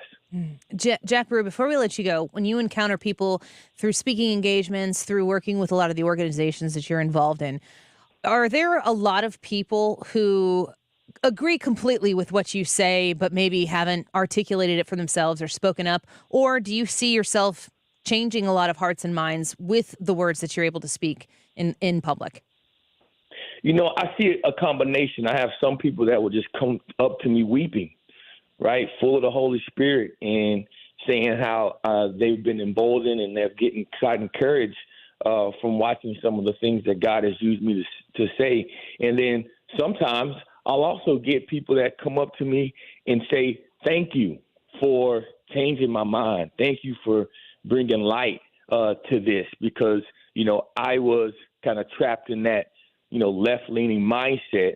And so through some of the, whether speaking engagements or some of the things that I've been able to post, they've changed their hearts and minds. So I know it's penetrating people, but I also know that oftentimes people who may disagree have a hard time arguing their points. They have a hard time supporting their points, and they so quickly go to that whole feeling and emotional and love kind of argument without having any real facts and data. And so, I hope that, my words are always supported by the facts. And that's the reason I spend so much time in the prisons. That's the reason I spend so much time in the juveniles and working with the populations that are actually affected by all of these policies. It's easy for a bunch of, wealthy and privileged people to get up and talk about the issues, all these issues. You're not even touching the people that are the most affected by these issues. Let's go talk to them and see what they think. And then let's start talking about policy. And so that's the perspective I try to be. I try to always be the voice of the voiceless, and I don't speak on things that I don't touch. Well, we appreciate your voice here on the Annie Frey Show. And God bless you, Jack. Thank you so much for the time today. We appreciate you. God bless you. Have a great day. You as well. Jack Brewer, former NFL player, founder of the Brewer Group, chairman of the America First Policy Institute Center for Opportunity Now. He's on Twitter at Jack Brewer BSI. I would encourage you to go connect with him, getting some compliments on the YouTube channel live chat as well, people who are reacting to what he has to say. I know that what he has to say isn't for everybody, but it's certainly a perspective. And if you listen to and pay attention to how he has thrust himself into the communities that he's trying to help, he is listening to what these people are experiencing and reacting in a way that has shown a lot of progress. And I commend him for it. Glad he could come on to the show with us to discuss it. Let's take a quick break. The YouTube live chat poll today. What is your biggest concern at the moment? The economy, foreign policy, or social issues? Let us know why you vote the way you do in the YouTube live chat poll. And Hannah will visit us with us at 2:45, probably before that. But with 2:45 with your comments and the results of today's YouTube live chat poll. Back in a minute. The Annie Frey Show is streaming online. Watch us live on YouTube and subscribe.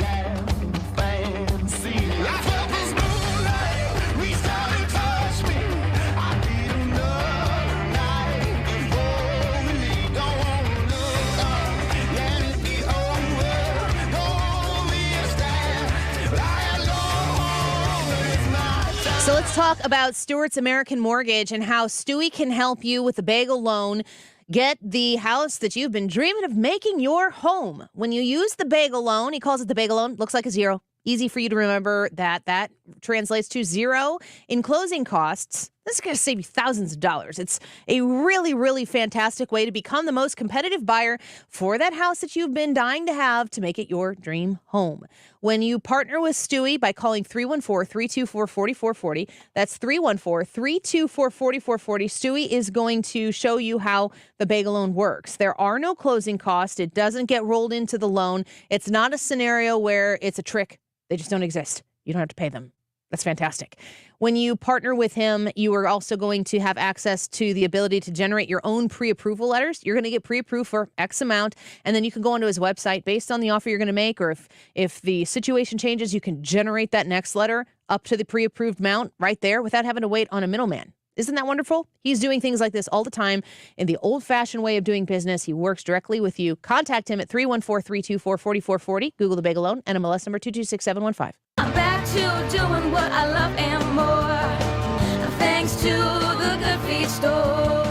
Hi, this is Arnold, owner of the Good Feet store. Do you have a hard time getting out of bed in the morning because of a sharp pain in your heel? I did. I had plantar fasciitis. I had a burning sensation on the bottom of my feet. I went to the Good Feet store, and what a relief. And now I never go without my Good Feet support. Are your knees and back killing you by the end of the day? It was getting so severe I almost stopped walking. I have no problems with my knees now. I couldn't believe how fast it helped me. You deserve a better life too. Come to the Good Feet store today. Call 314-317-9494 or visit one of our 2 locations on Olive west of I-270 in the Plaza with Subway or in Shiloh, Illinois across from Dearborg's. Thanks to the Good Feet store. Individual results may vary. Consult your physician for medical conditions. Visit the website goodfeetstlewis.com. Pain relief and comfort to fit any budget. Come in for a free test walk today. Good Feet products are proudly made in the USA. Hi, this is Brian with Velocity Home Buyers, and I buy houses cash. If you own a house and want to sell it fast at a fair price,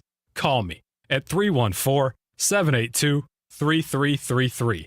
I can pay cash and close in as little as 7 days. I buy houses in any condition and any price range in the St. Louis area. I'm a private real estate investor who buys several houses a month, and I want to buy more. I buy inherited houses, divorce houses, behind in payment houses. I even buy my tenant won't pay me the rent houses. Do you own a house that needs updating, but you don't have the time or money for it? Great, because I love buying outdated houses. I buy vacant houses, job relocation houses, and foreclosure houses. If you own a house and want to sell it fast, call me at 314-782-3333.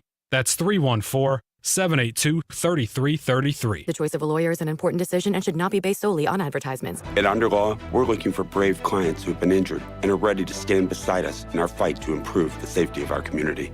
Call Underlaw Personal Injury Lawyers at 314 or 618 $9 You're listening to the Annie Frey Show live from the Air Comfort Service Heating, Cooling, and Insulation Studio. Save up to $7,500 on a new hybrid HVAC system and save an additional 20% when bundled with attic insulation. This is a limited time offer. For details and a free estimate, visit aircomfortservice.com. 22 years of questioning the narrative. Thanks for making 97.1 FM Talk your home for conservative talk.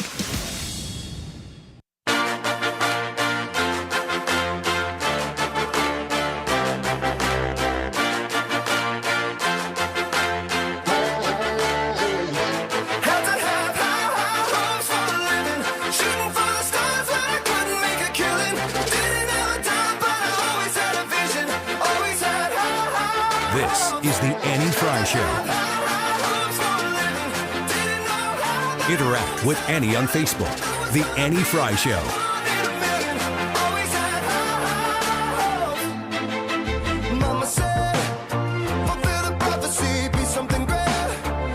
We haven't talked today about the Trump indictment and all that stuff, whether he's going to be arrested today. He's not going to be arrested today. That's not happening. Whenever I've been trying to get Andy McCarthy on the show. Yeah. This is a little behind the He'll scenes. be on stuff. this week. Yeah. I think maybe tomorrow. Yeah. Whenever in our email correspondence, he kind of gave me some hints. He's like, I don't expect them to be arrested or indicted today or tomorrow. Mm-hmm. So we'll see what happens.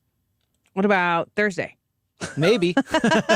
What about Friday? On this charge or on new charges? What could it possibly be?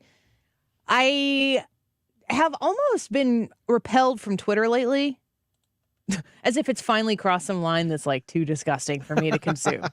Like Twitter these days. I mean, right? The back and forth in my timeline between Trump and DeSantis, Oh, that's yucky. can't handle it. There is gray area. Mm-hmm. There's a ton of gray area. There's actually way more gray area than there is black and white.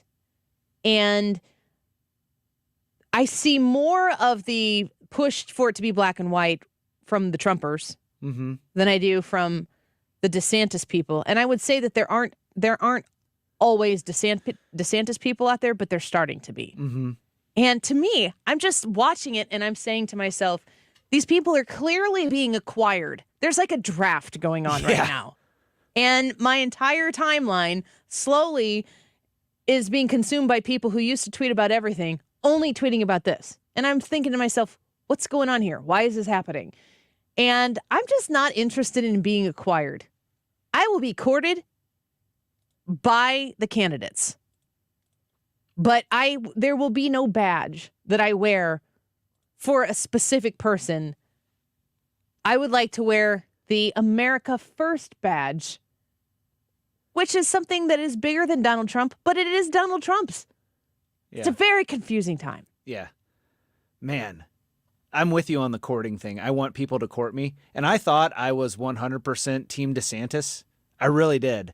But I'm probably about 80% Team DeSantis now. And there's a candidate out there who I've been listening to talk and stuff like that. And I'm like, this guy makes a lot of sense. Who? Vivek Ramaswamy. Ramaswamy? Why? Because he's got great ideas. The two things that I really like about DeSantis and Ramaswamy are the way that the plans that they have to effectively wield the executive power to get things back on the track.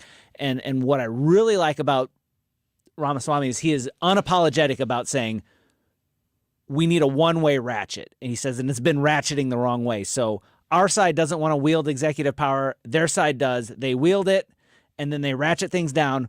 But it's like, like a ratchet we use. You don't have to mansplain ratcheting to me. I don't know. Maybe I need to do it for the rest of our audience. You can mansplain it to Ryan Wiggins, though, when he comes I will back do that because there are people out there. No. But it works one way and it doesn't work the other way. And he's like, we need to flip the switch on that and start using the powers that we have been granted by the left's use of executive power to start moving the dial back the other direction and set it up in such a way that they can't then in turn reverse it. Can he win? That's my thing. I don't know. I mean, if his message got out there, if he got his message out there, I think he would be a very appealing candidate. I think he'd be an incredibly appealing candidate to wide swaths of the country because he just makes so much sense when he talks. Vicky says on YouTube, Brad, absolutely. I watched him all day Sunday and he is rapidly going up on my list. That's interesting. That's interesting. For me, it's all 100% about winnability. Mm-hmm. And it's a long haul. Like I said, 595 days. 595 days until the election. So there's plenty of time to rise and fall and rise again and fall again. It's just kind of you need to peak at the right time. Right. My thing about him is I think he could win the general. I think he could absolutely win the general. I don't know if he can get through the primary, though. What is it about Ron DeSantis that has allowed you to lose 20%? It's not so much that it's basically he hasn't announced yet. He hasn't done anything yet. He isn't campaigning yet. And so while a lot of people say he is campaigning. Yeah, I wouldn't agree with that. I don't think that we've seen a full-on Ron DeSantis campaign. I think we've seen hints of a Ron DeSantis campaign. Of course, he's probably doing as much as Trump is doing, but he's doing a lot less mudslinging than Trump is. Donald Trump is talking about his pending arrest in Manhattan, and naturally that turns into an attack on Ron DeSantis. Which is weird. I hate that. That's a turnoff to me. I think that Donald Trump is being wrongfully prosecuted here. I think that the DA's case is incredibly weak based on what I've read and studied about it. But I don't think that you then use the opportunity to go after somebody on the same side of the aisle. This is beyond Donald Trump running for president. This is an American issue. Is the Justice Department being weaponized, and is it no longer blind? Are we just going after people because we don't like them? And that's a huge problem. And that should have somebody on every side of the aisle going, wait a minute here. Let's stop and sort this out. But he wants Ron DeSantis to come to his defense. That's what he wants. That's like Ramaswamy said that too. He's like, all candidates should come out and condemn this before it happens. After it happens, it's too late. Listen to Ron DeSantis react to this. But what I can speak to is that if you have a prosecutor who is ignoring crimes happening every single day in his jurisdiction, and he chooses to go back many, many years ago to try to use something about porn star hush money payments, that's an example of pursuing a political agenda and weaponizing the office. And I think that that's fundamentally wrong. So the portion of that if you cut this, the portion of that clip that we played here is the DeSantis comment that points to agreement with Donald Trump that this is totally a political agenda. What is being done to Donald Trump once again, is the Justice Department being used and manipulated against a political opponent. And I cannot stress enough, if you go back and listen to how the Democrats talked about the second impeachment of Donald Trump over and over and over again, the concern that everybody had was that what Donald Trump was doing on the phone call with President Volodymyr Zelensky of Ukraine, this is pre-Russia Ukraine, because Zelensky was asking for more military capabilities and missiles and stuff or whatever. The idea that Donald Trump was having this conversation with Zelensky, he was saying, we need to agree to talk about a lot of the corruption that has happened in your country, and we would like your cooperation with all of this. Well, there was an open FBI investigation into Hunter Biden at the time. And there are a lot of questions, as you can see right now in the news currently, about where monies that came from foreign governments, adversaries and others, into the Biden family, was that connected to Joe Biden, who had the influence to peddle for his own financial gain? That's the big question mark. We're going to find out answers at some point, probably, to those questions. But what the Democrats kept saying was, this is just Donald Trump trying to dig up dirt on a political opponent. And they weren't standing for it because we kept hearing, no one is above the law. They sure act like the Biden family is above the law. They sure act like Hunter Biden's actions. You know what they keep saying? They keep saying, yeah, but Hunter Biden isn't the president. Oh, man, I almost said a bad word. I mean, it makes me so mad because who gives a crap about Hunter Biden's ability to do what he has done, whether it's legal or not, if we're going on the Democrat premise of no one is above the law. So that in and of itself, set that aside. Now the question is, what were the relationships that financially benefited the vice president, then candidate for president, and now president of the United States? We have a lot of smoke swirling around those questions. We need to find out where and what and how big the fire is. We're not interested in that. Then you shift over to this current situation in Manhattan, where the federal government or the federal prosecution of what they're potentially going to indict Donald Trump on, the Fed said, no, we're not doing this. And plus, you have statute of limitations that have moved out. I heard earlier today, I think it was Lindsey Graham on, I think with Brian Kilmeade, was talking about what they have done in New York is create a legal cocktail that they pieced together what they needed to do in order to get Donald Trump, because the goal is to get Donald Trump. It's not about justice being blind, and we can't not prosecute this just because he's Donald Trump. He's not above the law. He's not under the law either. And if we are using the justice system to try to dig up dirt and hurt a political opponent, we're not okay with that, right? To me, it's really that simple. And when you listen to Ron DeSantis' reaction right there, that's what he's saying. This is absolutely a political agenda. But the part that clip didn't include is going back to this Trump-DeSantis bickering that is all over Twitter, is the part where Ron DeSantis says, well, I wouldn't really know anything about what it means to pay hush money to a porn star. That was the dig. That's the thing that the Trump side of this issue that they're not okay with. That Ron DeSantis is out there taking pot shots at Donald Trump. How dare he? Well, good grief. Donald Trump wakes up in the morning and wants to punch Ron DeSantis in the face. Politically, maybe personally, I don't know. I can't. I see what Ron DeSantis did there. Mm-hmm. Smart political move if he is going to run for president, because Ron DeSantis' interests are defeating Donald Trump. But good grief, how clear as day is it that Donald Trump's only focus is beating Ron DeSantis and has been picking on him? Trump people are like, you're not picking on him. Throwing bombs. Yeah, I mean, it's like everything that he says is focused eventually on Ron DeSantis, who's not in the race yet. So I cannot get bent out of shape with you if you're really worked up that Ron DeSantis took the opportunity to say that he wouldn't know anything about paying hush money to porn stars, because A, he wouldn't, at least not that we know of yet, and B, the idea that he would push back a little bit on the barrage of attacks coming from Donald Trump, regardless if he's running or not. Smart move. Donald Trump calls him DeSanctus. It's a nickname for a different nickname, which is DeSanctimonious.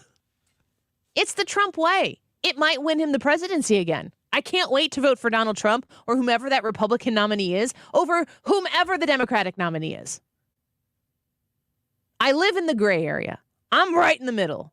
You can't make me go either side. I won't do it. And the more you pressure me, the more I'm like buying furniture and, decorating the living room of the space that I'm living in right in the middle of what's best for the country.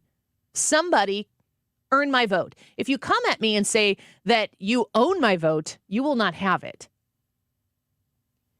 And it seems to me that the assumed, understood sin of Ron DeSantis as far as the Trump camp is concerned is that he is not blinded with unfettered loyalty to Donald Trump.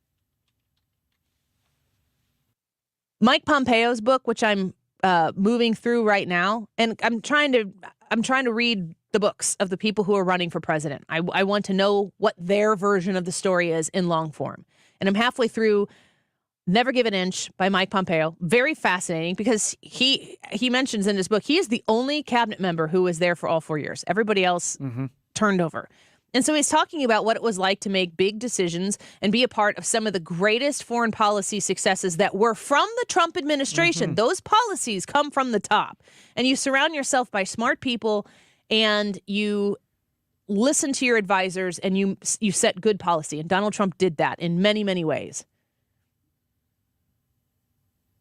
Pompeo also talked, by the way, Pompeo does not like Nikki Haley. It's spicy. I didn't know that. That's something I learned. Oh. Right? When I'm reading through this book or listening to it, because I'm doing it through Audible, there is a part where he starts talking about how there was a dramatic shift in how Donald Trump started to replace people in his administration. And all of a sudden, loyalty became the only measuring stick. Mike Pompeo is probably running for president. Probably an opportunity for him to knock Donald Trump. I understand the context. But loyalty can't be everything. We got to be loyalty to America first. Let's get the crew in here in the 2 o'clock hour. Don't go away.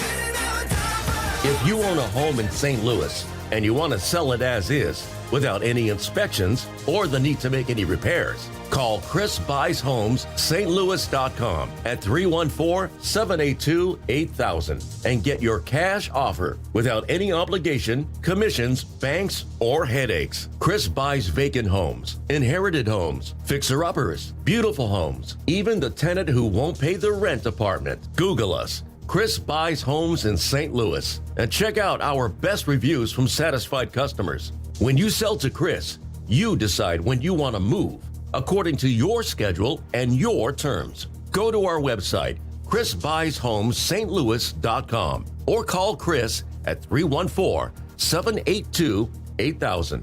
That's 314-782-8000 and get the offer you've been waiting for. 314-782-8000. Everyday prices at Ruler Foods are low. You can go stop by Ruler Foods right now, and you're going to save money on the products that you buy at your other grocery stores every time you go. I love shopping at Ruler Foods. My family does as well. They have name brands. So when you walk into Ruler Foods, you're going to be able to buy a lot of the name brands that you love. But they also carry Kroger brand foods and goods at Ruler Foods prices. You can go to rulerfoods.com right now and sign up to be the first to know about Ruler Foods promotion. So everyday low prices, everyday savings, but you also will get the heads up, like right now, a pint of blueberries, 6 ounces, raspberries or blackberries, $1.67 each. Boston butt pork roast, spare ribs, boneless pork loin, $1.77 a pound. Kroger 73% lean ground beef sold in 3-pound rolls, $2.49 a pound. And Pepsi or Mountain Dew 24 packs, $9.99. Great to purchase there for the Frey family. Shop at Ruler Foods and save each and every time. Find your local one at rulerfoods.com. Surprise! Surprise! You know, surprise parties, they can be fun, right? Well, financial surprises, not so much, especially when you're retired, like finding out you owe more in taxes than you thought you would, or having to go back to work to make ends meet. Maybe you think you'll be okay, but why not double check just to be sure? Call Marvin Mitchell at Compass Retirement Solutions and schedule a retirement double check. Marvin and his team have been helping families plan for retirement for more than 15 years. Call 314-373-1598 to schedule your retirement double check with Marvin Mitchell at Compass Retirement Solutions. That's 314-373-1598. Don't let a financial surprise derail your retirement dreams. Give Marvin and the team a call, 314-373-1598. Firm offers insurance services, investments, and services offered through Compass Retirement Group, a registered investment advisory in Missouri and in Illinois. KFTK FM Florissant. From the Under Law Injury Lawyers, GetJim.com studio. 97.1 FM Talk. Always live on the free Odyssey app. The U.S. speeds up help for Ukraine. Lisa Brady, Fox News. The plan just announced will deliver refurbished Abrams tanks to Ukraine months earlier than sending new tanks. We've been committed to exploring options to deliver the armored capability as quickly as possible. And after further study and analysis on how best to do this, DoD, in close coordination with Ukraine, has made the decision to provide the M1A1 variant of the Abrams tank. Pentagon spokesman Brigadier General Pat Ryder says that model has capabilities very similar to the newer version. This as the U.S. and NATO continue to warn China against providing weapons to Russia for the war in Ukraine.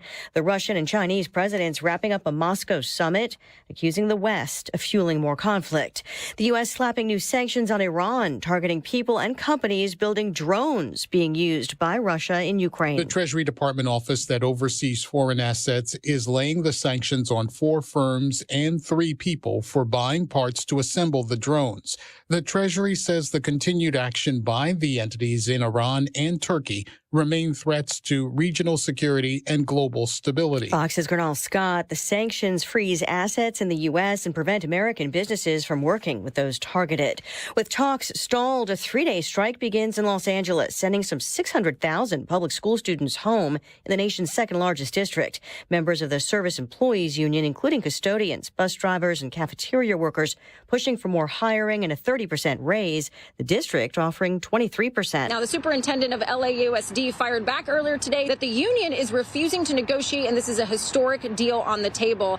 California, though, is already facing a $22 billion budget deficit, so the district's concern is these demands would drive the school system into bankruptcy. Fox Business's Kelly O'Grady in L.A. Teachers walking out in solidarity with the striking union members. America is listening to Fox News. I'm Kareem Abdul-Jabbar. I learned about atrial fibrillation the hard way. My symptoms would come and go. Shortness of breath, fatigue. I kept going. Then I got so lightheaded, I couldn't. My doctor said I have AFib, so I'm about 5 times more likely to have a stroke. Other symptoms, irregular heartbeat, heart racing, chest pain can come and go, but the risk of stroke stays. If you have symptoms, tell a doctor. Visit notimetowait.com. Sponsored by Bristol-Myers Squibb and Pfizer. Hey, it's Jesse Kelly. Are you paying attention to China, Russia, and Ukraine? Any reminders of the Cold War days? If you've been on the fence about buying gold and silver, now is the time to make the call. Securing your IRA or 401k with real gold and silver is a portfolio protection plan, and Oxford Gold has made it as easy as 1, 2, 3. Call Oxford Gold right now and ask about bonus opportunities you may be eligible for. 833-404-GOLD. That's 833-404-GOLD. Air Comfort Service, heating, cooling, and insulation, weather. Periods of light rain with us as we go through this Tuesday afternoon. Gusty winds, temperatures primarily in the 40s. Tonight, evening rain, otherwise cloudy and windy, 40 for the low. A slow rise in temperature late night. Wednesday, scattered showers and thunderstorms, windy and 69 degrees on Wednesday. Keep scattered showers and thunderstorms around Wednesday night into Friday. This is 97.1 FM Talk, Chief Meteorologist Dave Murray.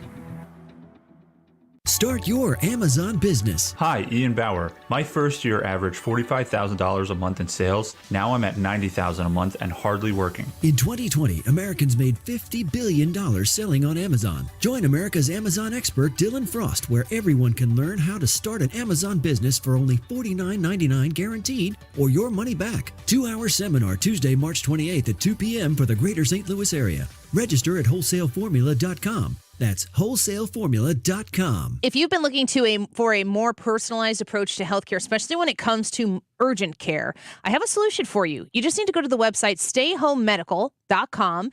You can research it more, but I love this practice, this idea, this kind of service, because it's the personalized medical service that you need when you're feeling really sick and you're thinking, I'm going to need some antibiotics, and you're dreading the idea of getting in your car, feeling the way you do, sitting in a waiting room for Lord knows how long, waiting for the care that's going to cost a pretty penny anyway. Bring it to you. Have it come to your house, especially when maybe the house is under the weather. We've had that in the Frey home lately. When you reach out to Stay Home Medical, you are going to get quality care, the alternative to urgent care, nurse practitioners working collaboratively with your physician to get the care that you need. Call 314-944-3003, 314-944-3003 for mobile urgent care near you. StayHomeMedical.com. There are over 10,000 reasons why steel is not sold at Lowe's or the Home Depot. Find tools for the job site or your own backyard at over 10,000 authorized local steel dealers. Find yours at steelusa.com. Hey, it's Mark Reardon. Let's vote for Ophthalmology Associates as best laser eye treatment in St. Louis Magazine's A-List competition. Online at stlmag.com. Happy anniversary to Bob Stockdale, host of On the Money. This week, On the Money is celebrating 20 years on St. Louis's home for conservative talk. That is exactly what I needed to hear. Thank God someone here knows what they're talking about. That's us. That's right. Gotta love this American ride. All right, you need to take the time and get the full picture. Come on, turn the radio on. It's Saturday and I won't be long. Don't get me wrong, I love the ladies. I mean, they rev my engine, but they don't belong in the newsroom. It is Anchor Man, not Anchor Lady. What do you want from me? I'm not America's sweetheart. Goodness sake, kid. Keep your voice down. Your father's listening to the radio. I'm not America's sweetheart. This is the Annie Frey Show. Welcome back to the Annie Frey Show. Appreciate you spending some of your afternoon with us. We've got a full show. Andrew Bailey, the Attorney General for the state of Missouri, on at 12:25. And this is a good reminder, if you are an Odyssey app downloader, it's on your phone or your mobile device or whatever it is that you download apps on. The Odyssey app, AUDACY, you can rewind to 12:25 and listen to the Attorney General talk about his pursuit of removal for Kim Gardner from the circuit attorney. Brad, you said that you were really looking forward to that interview. What did you take away from listening to the Attorney General at 12:25? Well, what I took away from it is that he actually has a plan in action, and it sounds like the walls are to sound like, you know, at the risk of sounding like CNN, the walls are closing in on Kim Gardner. If that's the case, then Kim Gardner should feel pretty safe. Good. Yeah. No, but whenever he told us that there are members of the judiciary that are coming forward to refute her claims, and that they have recused themselves from taking the cases so that they can be witnesses, that tells me that, you know, he has a pretty strong case. So I was pretty excited to hear that. Were you able to listen, Ryan? Yeah, I caught most of it because I was really actually wanting to hear as much of it as I could. And every time you talk to him, it's interesting because he is at the front of the spear of this thing, first of all. And second, this is such a rare thing to happen. There is a mechanism. He's talking about using that mechanism, but it's not one we almost ever see. And so the circumstance has risen to that level where it needs to happen. Now, watching it play out, it's something that we've never seen in our lifetime. We may never see again in our lifetime. Hopefully, that would be great. But just the process is what's interesting to me. How quickly, if you know, when we talked about on 314 Day and we took calls from you, about how can St. Louis be made better. Let's not trash the city. Let's talk about how to make the city better. And there was a lot of discussion about investing in how we care for our kids, how we are there for our kids, but also the presence of law enforcement.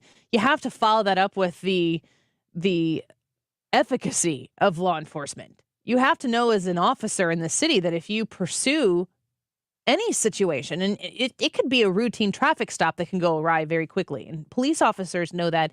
Police officers' family members really know that.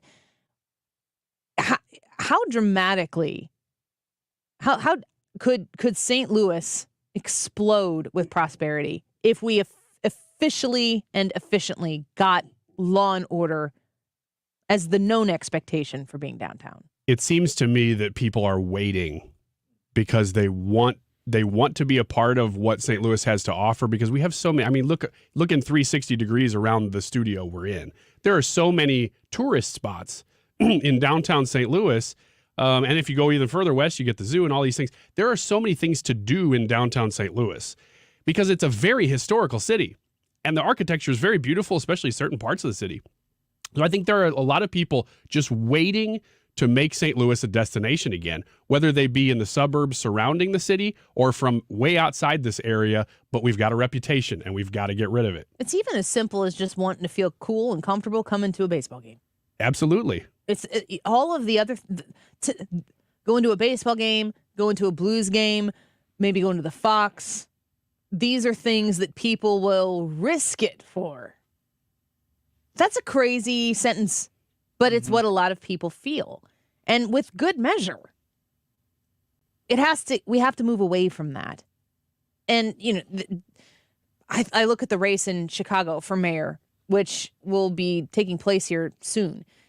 There are two choices in front of the people of Chicago right now to replace Lightfoot, and Vallis is the sensible choice.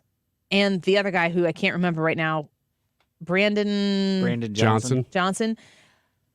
That's right. Way worse than Lori Lightfoot.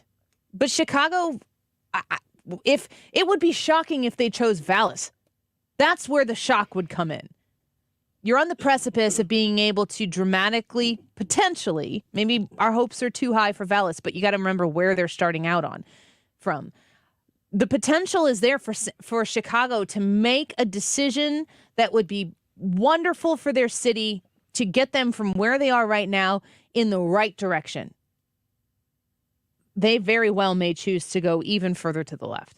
So what happens when Kim Gardner is removed in St. Louis, if that's the ultimate result of the Attorney General's pursuit here? It's an opportunity that's in front of St. Louis to do something with that opportunity, but there's nothing saying that it's not going to continue on the way it is. I like the fact that you asked him that question. I think it was the very last question you asked him. What are the chances that this succeeds? And his answer, of course, is going to be very good. That's the position he's going to take because he wouldn't be pursuing it otherwise. But then what happens afterwards? I think that you kind of hinted on that too, or maybe even asked him directly. And it was a little less clear. I mean, we don't know exactly what's going to happen. I'm sure they have a perception of what will happen. But I don't know the answer to that question sitting here in downtown St. Louis right now. Another conversation we had was with Jack Brewer at 125, and he was very faith-based in his comments about families, about the home. My biggest question is, we clearly aren't going to elect Republicans to every office and solve all of our problems. That is an incredibly foolish errand. What do we do in the midst of it? His response is, get back to the 10 Commandments. Now, that's going to make some people go, with disgust, because you're not Christians. If you're somebody who is Christian, you're thinking, I'm so glad that I'm listening to somebody say this. Apart from all of that, when you are watching a city like St. Louis or Chicago or any of these other crime-ridden cities crumble under crime, you have to look at the age of the people who are committing these crimes. And so many times they are children. They are not legal adults. Do they have commonalities among them?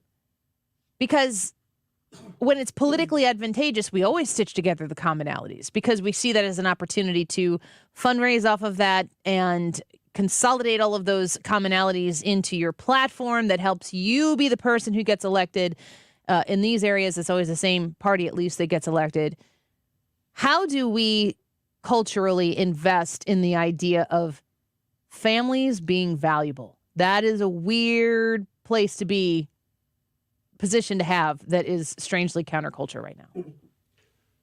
How do we invest in that? I don't know the answer. I don't know that you're even implying money, because I don't think that you are. No, time even more so than money.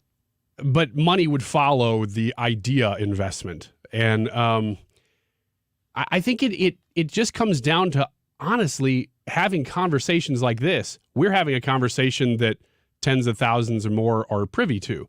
But sometimes those conversations, and most of the time those conversations, happen just between individuals, and they happen from pulpits, and they happen from places where people are talking about what's important to them.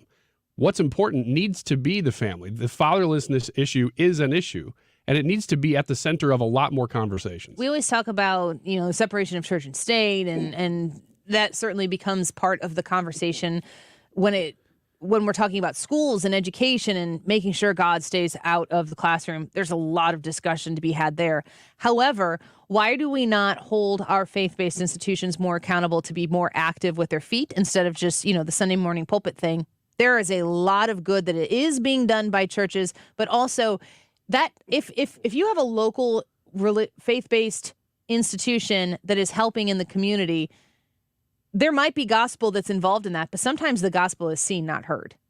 And the emphasis and the gratitude that should be pushed into that direction and encouragement, because that's where I think the most common average folks get to be involved, is by participating in a faith-based organization that sees a need and meets a need.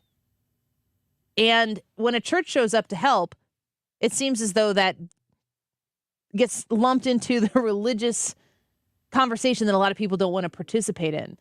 Brad, I'm sure that through your church and other churches that maybe you've partnered with, you see a lot of these good things being done, but I just feel as though there's a lot of room for even more. Oh, there's a lot of room for even more. And this may sound harsh, but I'm going to say that there are a lot of churches out there that need to get, churches being the little c, being the people of the church, parishioners out there who need to understand that your faith is something you live. It's not something you do on Sunday, and then that means that you have to get involved. It's not what the church does for you. You don't go to church to be served. You go to church to be grown, to be edified, so that then you can go out into the world and to serve the community that you're in. That is your mission field. That is who you are talking to. That is who you're trying to reach. Now, you have the ulterior motive as a Christian of trying to reach people for the gospel. But in trying to do that, you're doing things like you see where churches go out and they sponsor missionaries in Africa that build wells and stuff like that. You do good things in your community. So if you're talking worldwide, people love to help worldwide, but they forget that there are people just down the street that are struggling, that you've got a local food bank that needs food, that you as a Christian can help supply food to. There are all sorts of things and opportunities that people can do. And yeah, I do see churches getting involved. I don't understand what the big resistance is to having church groups actually do Christianity instead of just talk about Christianity. But like, you offer to help, and there are organizations that will not accept your assistance because you're a part of a church, and they're like, well, we don't want to get involved in religion and stuff like that. And so they kind of keep you from helping, and it's really kind of sad. Yeah, it bothers me because that type of thinking, in my opinion, almost lets churches off the hook for being involved. And, I've mentioned it before, I'm a Lutheran. So people who are not Lutheran or not Catholic feel like Lutherans are Catholics. Lutherans would be very quick to distinguish between the two, as would Catholics. But I can't wait to be in heaven with a bunch of Catholics. So and there are probably Lutherans that I expect to see there who maybe I won't. I don't know. I don't get to be the judge there, nor would I want to. But the idea that your faith should be something that is acted out, and I said this in a Bible study a few weeks ago, and I never get to go to Bible study because Molly, we get her through church. She's almost 2. We can keep her quiet through church pretty much. And I have a very wonderful church that is very open and okay with kids making noises. Thanks be to God. Because that's how we get our kid in church, and that's important. But we can't contain her for the combination of church and Bible school and like adult Bible study. I get so frustrated being in my political spheres and my political conversations and communities, and the people who we shake fists at when I'm in a political conversation are the Democrats. The Democrats are the bad guy. And you can offload any burden of responsibility by being like, that other side sucks. And I'm sure that that's the same way with like-minded people on the left can get together and collectively blame all of the burdens and problems of the world on the right. And then you all pat each other on the back and you agree, and then you go your separate ways. It's very easy to get in a faith community and like-minded group of people and shake fists at the other bad guy. And it's so self-gratifying and so fruitless. It's incredibly... I can't use that word and phrase. It's self-gratifying. I'll put it that way.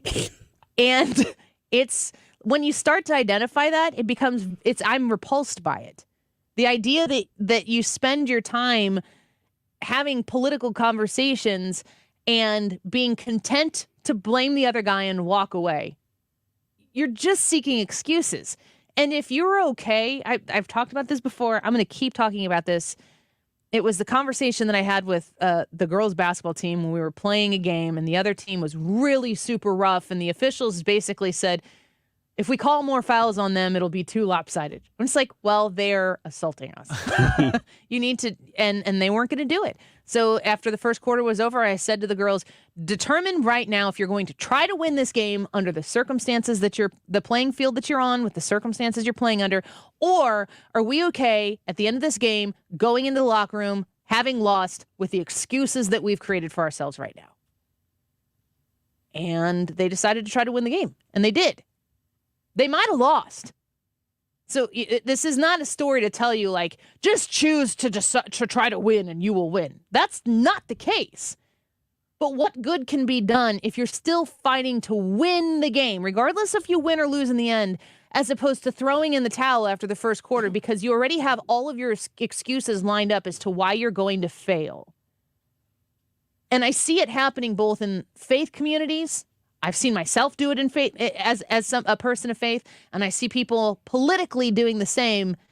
You throw in the towel in the first quarter because you're like, there's no way we can win. There's no way that this is going to come out the way I wanted to anyway. So you line up your excuses so that you can put your head on your pillow at night, so that I can put my head on my pillow at night and go, yeah, well, I could never have won anyway. Why even try?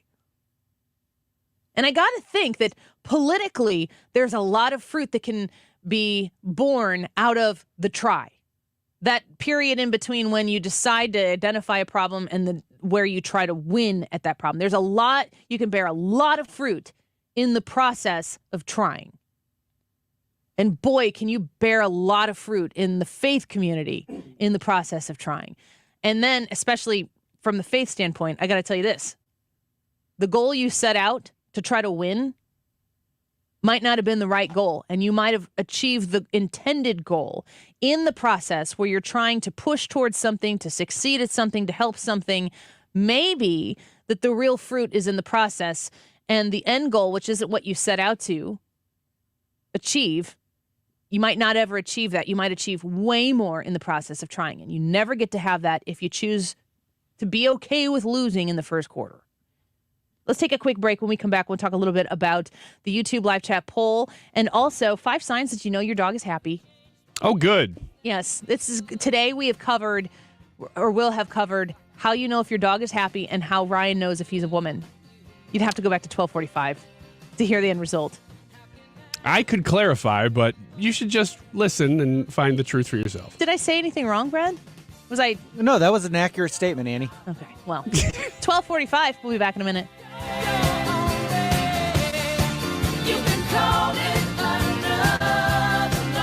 The Annie Frey Show is streaming online. Watch us live on YouTube and subscribe.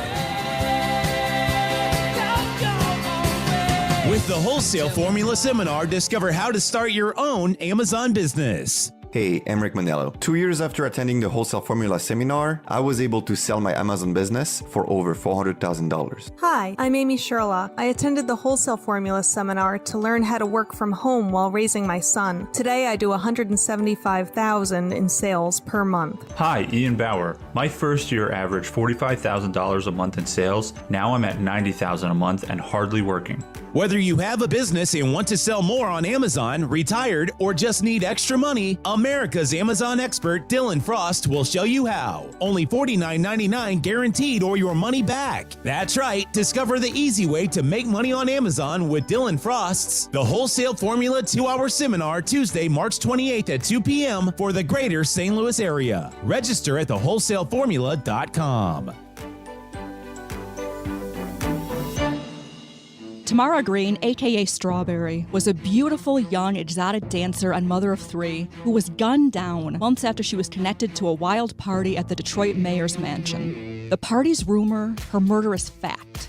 Who Killed Strawberry is Odyssey's riveting new true crime podcast. 20 years later, Who Killed Strawberry is still a mystery, although there are lots of theories about why she was killed. Was it connected to the party, to a grudge, or to something else? Listen on the Odyssey app or wherever you get your podcasts.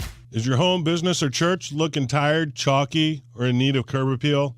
Go Rhino. Tired of painting year after year? Go Rhino. Our unique 3M ceramic technology is perfect for brick, stucco, aluminum, steel, color lock masonite, and more. It's backed by our 25-year transferable warranty to not chip, crack, or peel. Great if you're staying, and even better if you're selling. Our ceramic coating allows you to maintain all of your architectural features. The decision to do vinyl will leave your home looking like a plastic moldy box. With Rhino Shield, in 15 years, your home will still have that, wow, it looks like you just got it painted. We've done large condo complexes, parking garages, pole barns, and commercial strip malls. We coat sloped and flat roofs to extend their lives too. Evaluations are free. 877-25-RHINO or 877-25rhino.com. See what we did there? Genius. Tell them, ladies. No paint, don't vinyl, go Rhino Shield. Never paint your house again. Rhino Shield.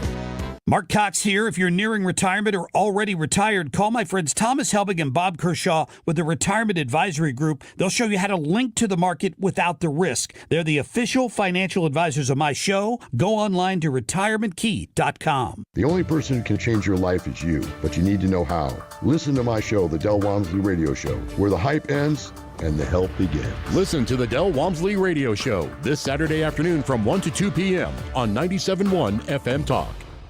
With Odyssey music stations, there's a different station for every taste, and they're all free. Listen to 97.1 live on your phone or browse the selection of music stations and make a soundtrack to your workday. It's all at Odyssey.com.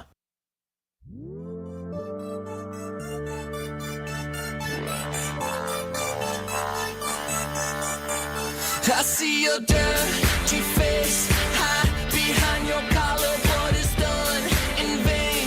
Truth is hard to swallow, so you pray to God to justify the way you live a lie, live a lie, live a lie.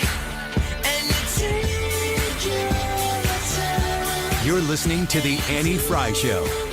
Follow Annie on Twitter at Annie Frey Show.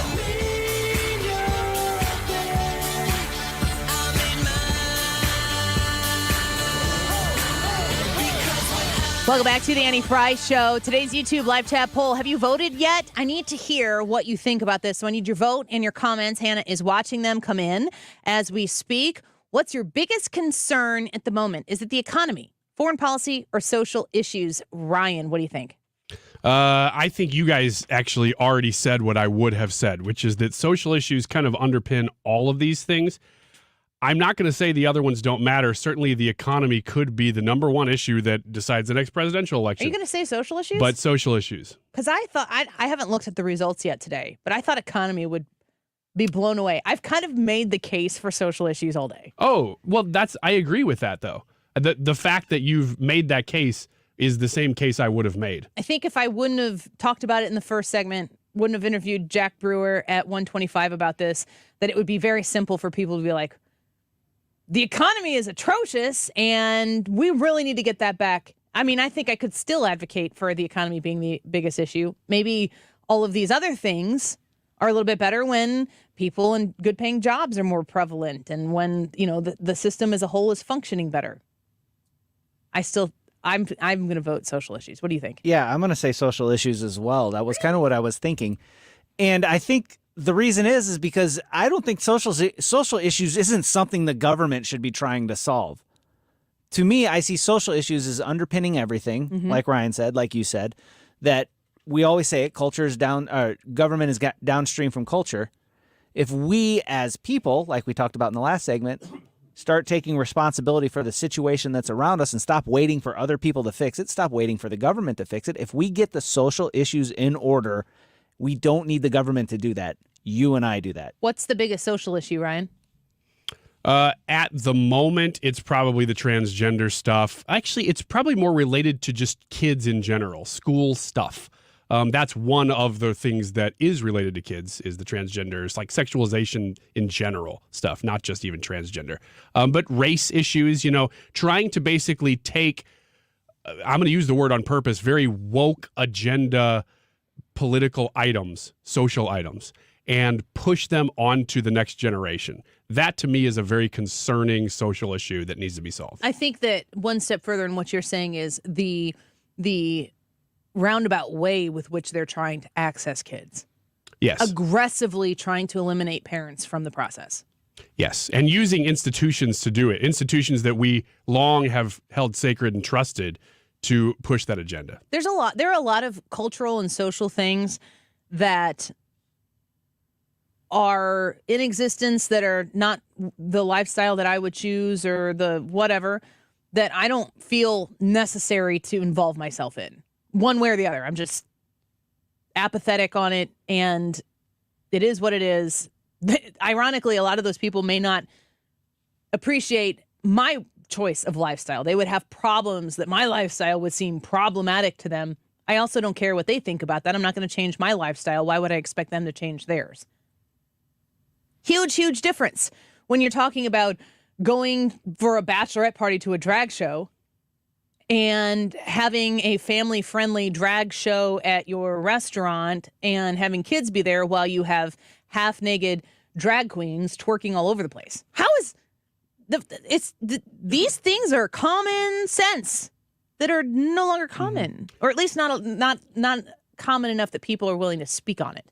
I really wanted to make the case for the economy, too, because it's something that I think about a lot. I mean, how many times are you thinking about what's in your wallet, what's in your bank account, what your future holds because of your money? You're thinking about that all the time. I mean, it comes up every day in some regard because you're spending money every day. But I still think I'm thinking more about social issues, probably because I have kids, but I'm thinking about the world and what the world's trying to teach my kids all the time. And I don't want to have to think that way, but I find that I'm thinking about that probably more than anything else on this poll. The world has always been after children.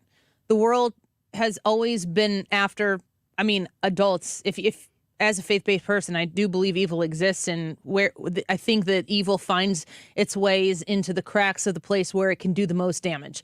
And I think that has, and at least recently, and I'm completely aware subjectively that as a mom of kids of a very impressionable age, that my antenna is up more on this, which is why I said at the beginning of the show, does it seem like kids are more on the front line of this battlefield than they have been in the past? It might just be my perspective in relation to the issue. I look at the fact that the Department of Homeland Security labeled parents as domestic terrorists. That's wild. And you got to ask yourself, like, a parent who is going to a school board meeting to advocate for their children, how can you label that domestic terrorism? You want to talk about gaslighting, like yesterday, when we have actual people on the terrorist watch list crossing our southern border. Like, if you were really, really concerned with keeping our children safe, Americans safe, you'd be shifting your focus. It's too obvious. It's so incredibly obvious that somehow or another we managed to miss it. I would really like to see the 2024 election be the common sense election, because there are a lot of things that can be said out loud that everybody quietly, or the vast majority of people quietly go, yeah, and publicly may not ever agree to. Going back to the Office Space 25 pieces of flair. That's the right one, right? I always get the Office and Office Space. The 25 pieces of flair that Jennifer Aniston she always wants to wear the minimum flair. But the idea is that you need to show everybody who you are. And if you don't show it, then everybody knows who you aren't. That's not the way this world works. And they have successfully, it's literal. You have to have the sticker on your car or the frame on your Facebook page or when I'm bored, I'm looking through my Twitter, I'm getting trolled by somebody, and I check their profile, and the Ukraine flag is there. The pronouns are there. You know, the never Trump, something like a red circle with a line and an orange is there. And I'm just like, every freaking time, the people who find their way into trolling me on Twitter are these people. That doesn't mean that if you don't like Trump, that you're one of these people. That doesn't mean that if you have told people your pronouns because that's important to you, that you're one of these people. That doesn't mean that if you support what Ukraine is doing in Russia, that you're one of these people. But those people all have that in common. I also find, this isn't a sticker so much, but the word ally comes up in those circles a lot. Because if you don't say it, then you aren't. Because if you refer to some people as allies, you are default referring to everybody else as enemies. Right. And so they don't want to call everybody an enemy, so they call particular people allies, and they say, are you an ally or not? Well, the other side of that is they look at you and they go, it's not enough to not be racist. You have to actively be anti-racist. That is critical race theory. Yes, it is. Teach race first philosophy. So when they tell you that you have to be anti-racist, they're wanting to control your actions. At that point, they are trying to turn you into an activist. And the goalposts always move. Mm-hmm. And the victims and the enemies, I was just talking with a friend, and they were talking about, I haven't seen this episode, but it's so spot on, of South Park. And they were trying to, somebody needed like branding done. They were going to, I don't even know. Like, I didn't see it. I was listening to him explain it. That they were going to try to become like some sort of star, and they needed to be branded. And every time they went to brand somebody, have you seen this one? Every time they go to brand somebody, they're like, you're going to be the millennial mother of four Christian conservative victim. And then you would be, Ryan, the former television writer, comedian, candy-loving victim. and they just go through and they explain everything that a person is, but they add victim on the bottom because it's the most monetizable thing you can be. And if you're acquiring the label of victim for yourself to profit off of it, or if you're creating a label of victim that's going to apply to other people that you are going to step in and serve, if you're doing that solely for the purpose of self-service, are they victims? I mean, what it's showing is that there's been a power shift. The power structure is based on victimhood. So many people are attracted to it because it gives them power. Mm-hmm. Makes everybody feel empowered by feeling sorry for themselves. Yes. If weakness is the new strength, and so everybody is seeking out the way that they can be the most weak so that they can be the most strong in this society, and we all end up amplifying the things that make us feel the most weak and sitting around and telling everybody how amazing it is that you are what makes you feel weak, the end result of that is very sad, which I've acknowledged and I want credit for, and I feel incredibly bad about it. I'm sorry that I haven't acknowledged that you have acknowledged that before. Well, you should be. It's what you're describing. I mean, it's ridiculous. Is one of the most frustrating things about living right now in America. And without putting words to it, I think the vast majority of America agrees with that. They feel it and they know this is stupid. Why are we doing this? And most people are willing to play along if they can slowly Homer Simpson back into the shrubs. Yeah, just leave me alone.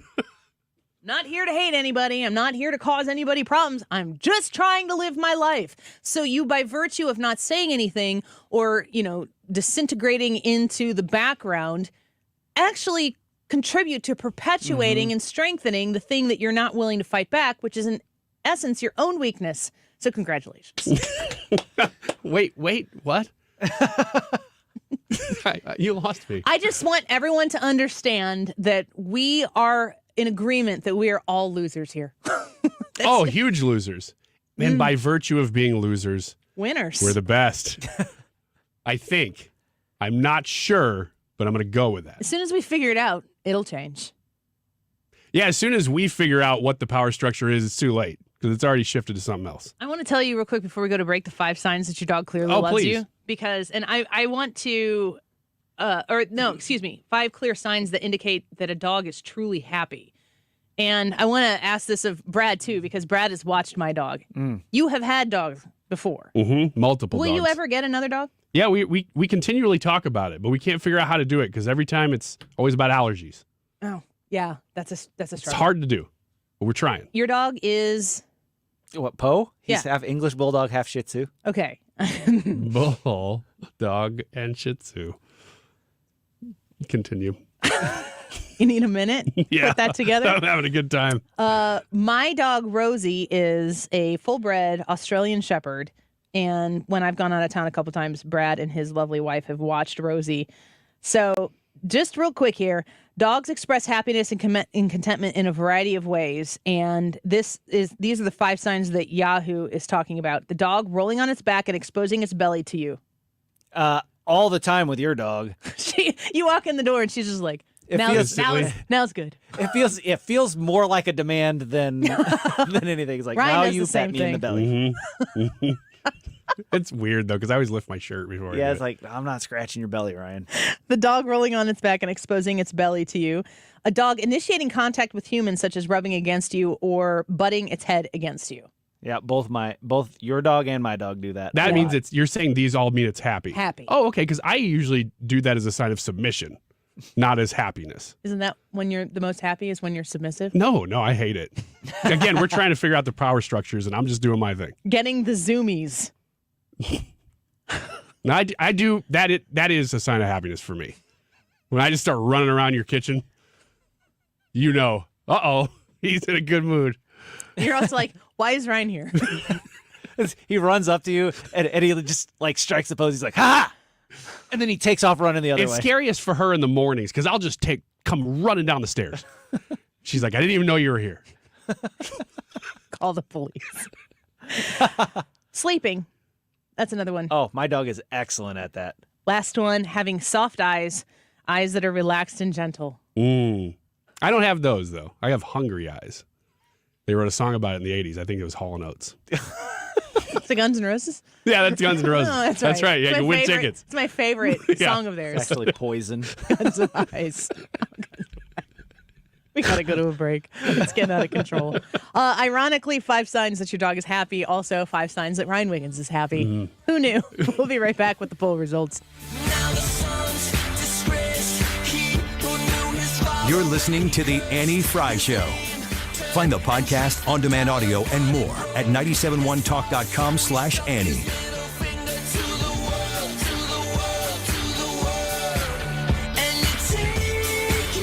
So let's talk about Air Comfort Service and how they can keep you in your comfort zone. It's spring, folks. Isn't that exciting to say? We are on the downward stretch of those cold winter days, probably not away from them yet. How's your furnace doing? Did it make it through the entire winter? And how are those energy bills treating you? Man, a lot of people having a lot of horror stories about how much they're having to pay in energy. When the air heats up in here in St. Louis, you need to know how your air conditioner is working. Reach out to Air Comfort Service and have them come out and do maintenance on your HVAC system.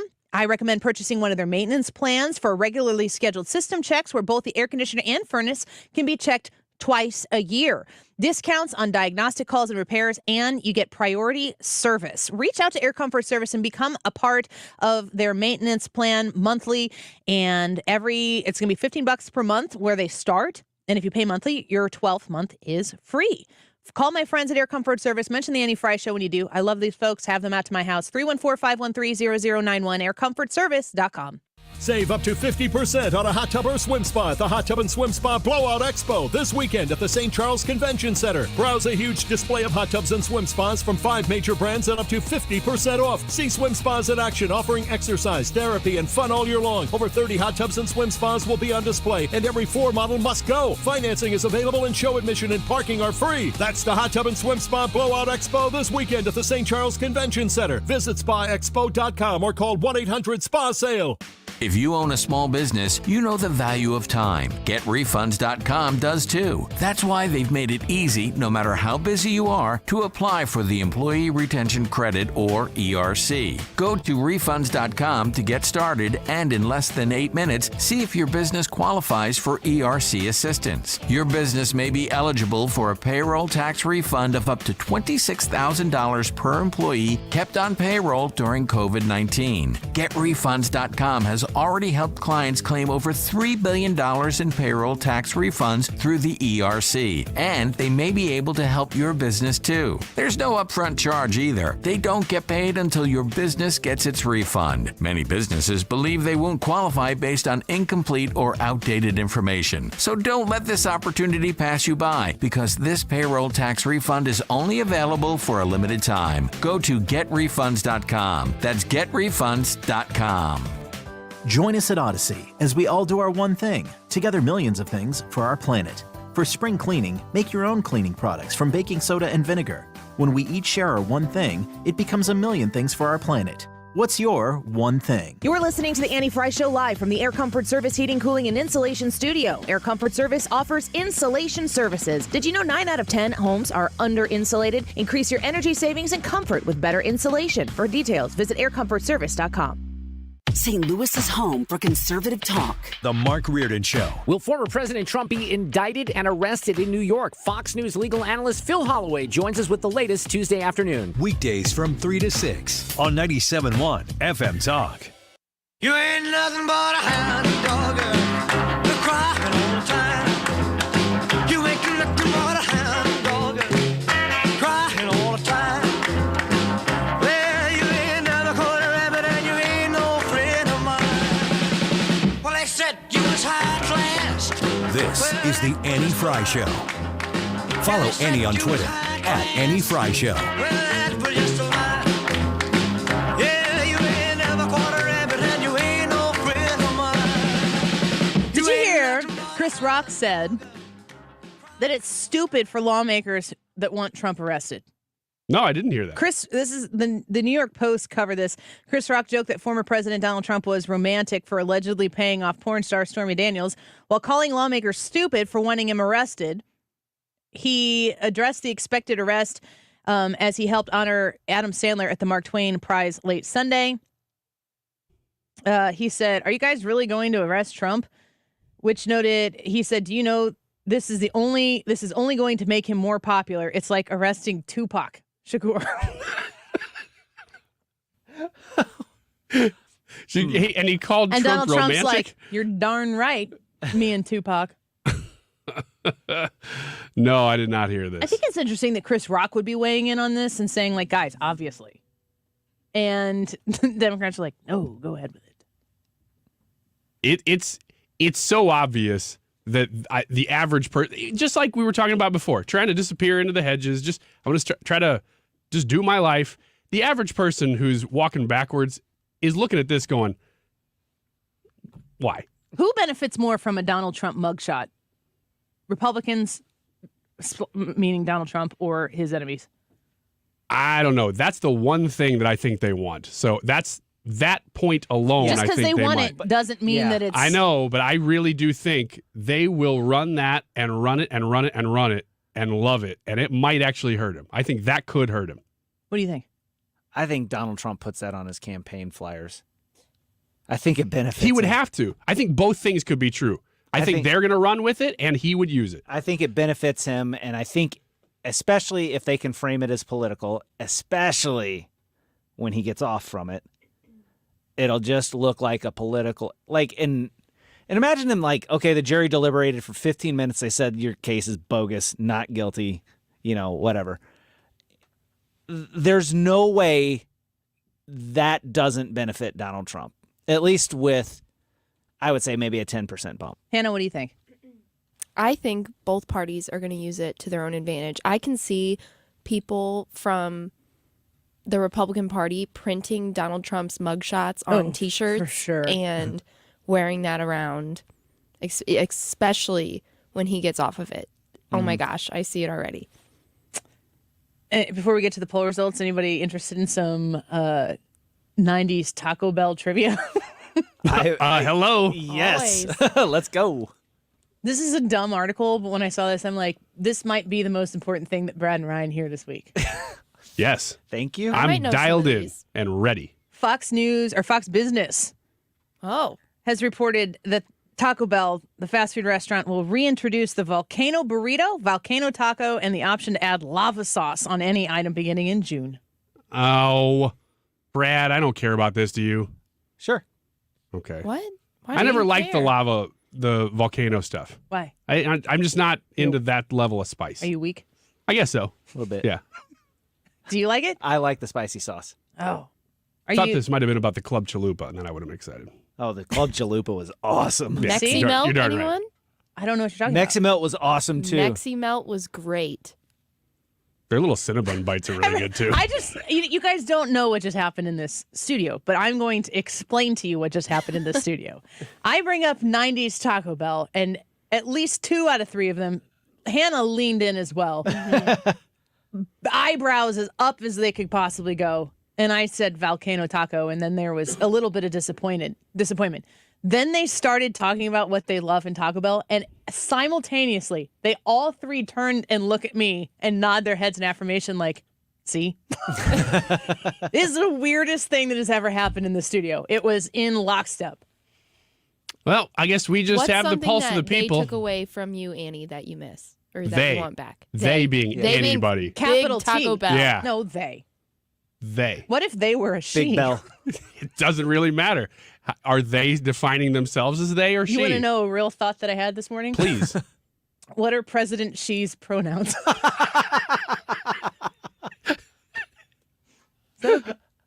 That's funny. Has anyone asked? I would pay to see somebody approach the president of China I think Trump and ask, would do it. what are your I think pronouns? Trump would do that as a joke. Wow. like he had the same morning thought as you did. Yeah. He's like, I got to meet with Xi I'm this going afternoon. for it. If I'm not going to do it, who is? That's a great idea. I'm going to do that. Yeah, that's going to be great. He would do it. Well, I was listening to Kill Me. Well, I'm back on the Trump train now. I was listening to Kill Me talking about all this stuff, and they kept saying she went in and did this and I was like, I had to remind myself a half a dozen times, President Xi. Who is this lady who they keep talking about? It's like, no, that's the guy who runs China. That needs to be Hillary Clinton's next campaign signs, too. That's a fair question. I was a fan of the Mexican pizza, and they brought that back. Any Mexican pizza fans? Do you guys remember the Frito burrito?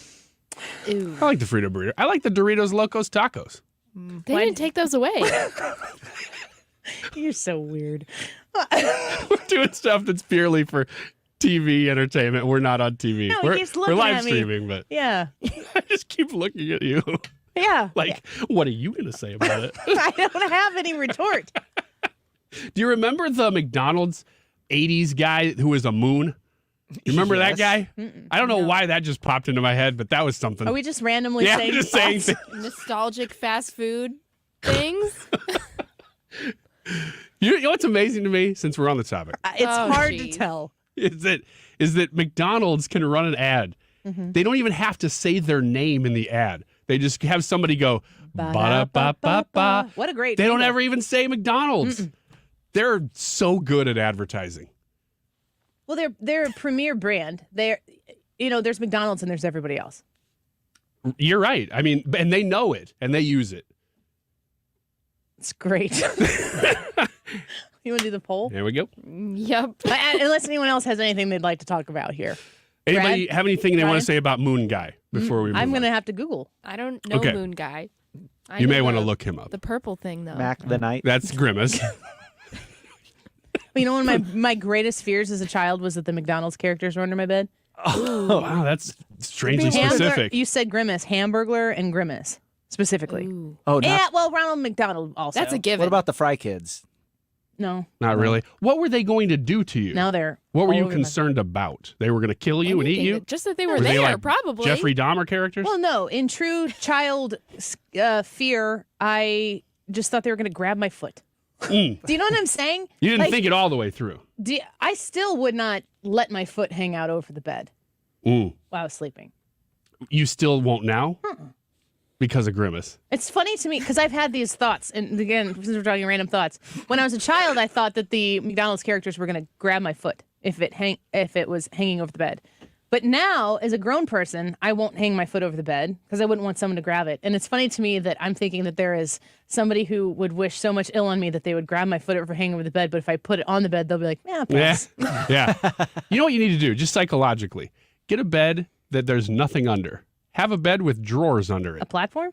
Yeah, just an IKEA bed that sits on the ground. No, I love my bed. I'm not messing with my bed. But you won't put your foot off of the bed. Still. All right, YouTube poll. We're running out of time. What is your biggest concern at the moment? Your foot hanging off the bed? No, I'm just kidding. Grimace. Hamburglar. The economy, foreign policy, or social issues. 61% of the people said the economy is their biggest concern at the moment. And then we're tied. 20% say foreign policy, 20% say social issues. 20% say both foreign policy and social issues? Yes. And then 61% of the people say the economy is their biggest concern. Your instincts were right, Annie. I'm Googling Moon Guy. Yeah, and you held it up to the stream, too. I don't get it. But you remember it now? No. From seeing it? Really? He played the piano and he wore Oh, I know sunglasses. what he did now. Yeah. He looked like a cool cat. Oh, yeah. And I guess he was their attempt to show people that you could come to McDonald's late. McDonald's, Mac Tonight. Oh, that was his name, Mac Open Tonight. 24 hours. Yeah. This guy's creepy. This is the guy who will scare me tonight being under my bed. Yeah, and he could because he's a nighttime guy. He's wearing sunglasses. Leather He's jacket. He's pointy. Clearly up to no good. 61% said economy. And like I said before, social issues, I know I made a case for it today. It wasn't intentional, but I think that's what my vote would be. Social issues coming in third place. Yeah, Does that surprise you? I think foreign policy being so high up surprises me, just because I thought the other two would lead. But it's not as if we don't have any foreign policy concerns right now. We certainly do. I just thought the other two would be ahead of it. YouTube live chat poll for tomorrow. What do you think about Team DeSantis, Team Trump? I hesitate to ask the question because I have just said multiple times that I'm in the middle. Like making people choose one of the two. That's the ticket. You got to choose one of the two. I would love to know what our audience thinks about that question. I do too. That might be it. If you had to choose, because you will have to choose at some Yeah, point. I can't give you anything in the middle because that's everybody will pick the Right. middle. Yeah, let's do it. All right, Team DeSantis or Team Trump on the YouTube live chat poll tomorrow. So make sure you sign up and vote for that. Subscribe to the Annie Frey YouTube channel. We love having you there. And download that Odyssey app. If you're listening to us on that now, you just keep it on and keep listening to Mark Reardon, who's up next. Don't go away. Hi, this is Thomas Helbig with the Retirement Advisory Group. Hi, I'm Bob Kershaw, Tom's nephew. As a family business, we are committed to protecting your retirement. Whether you're nearing retirement or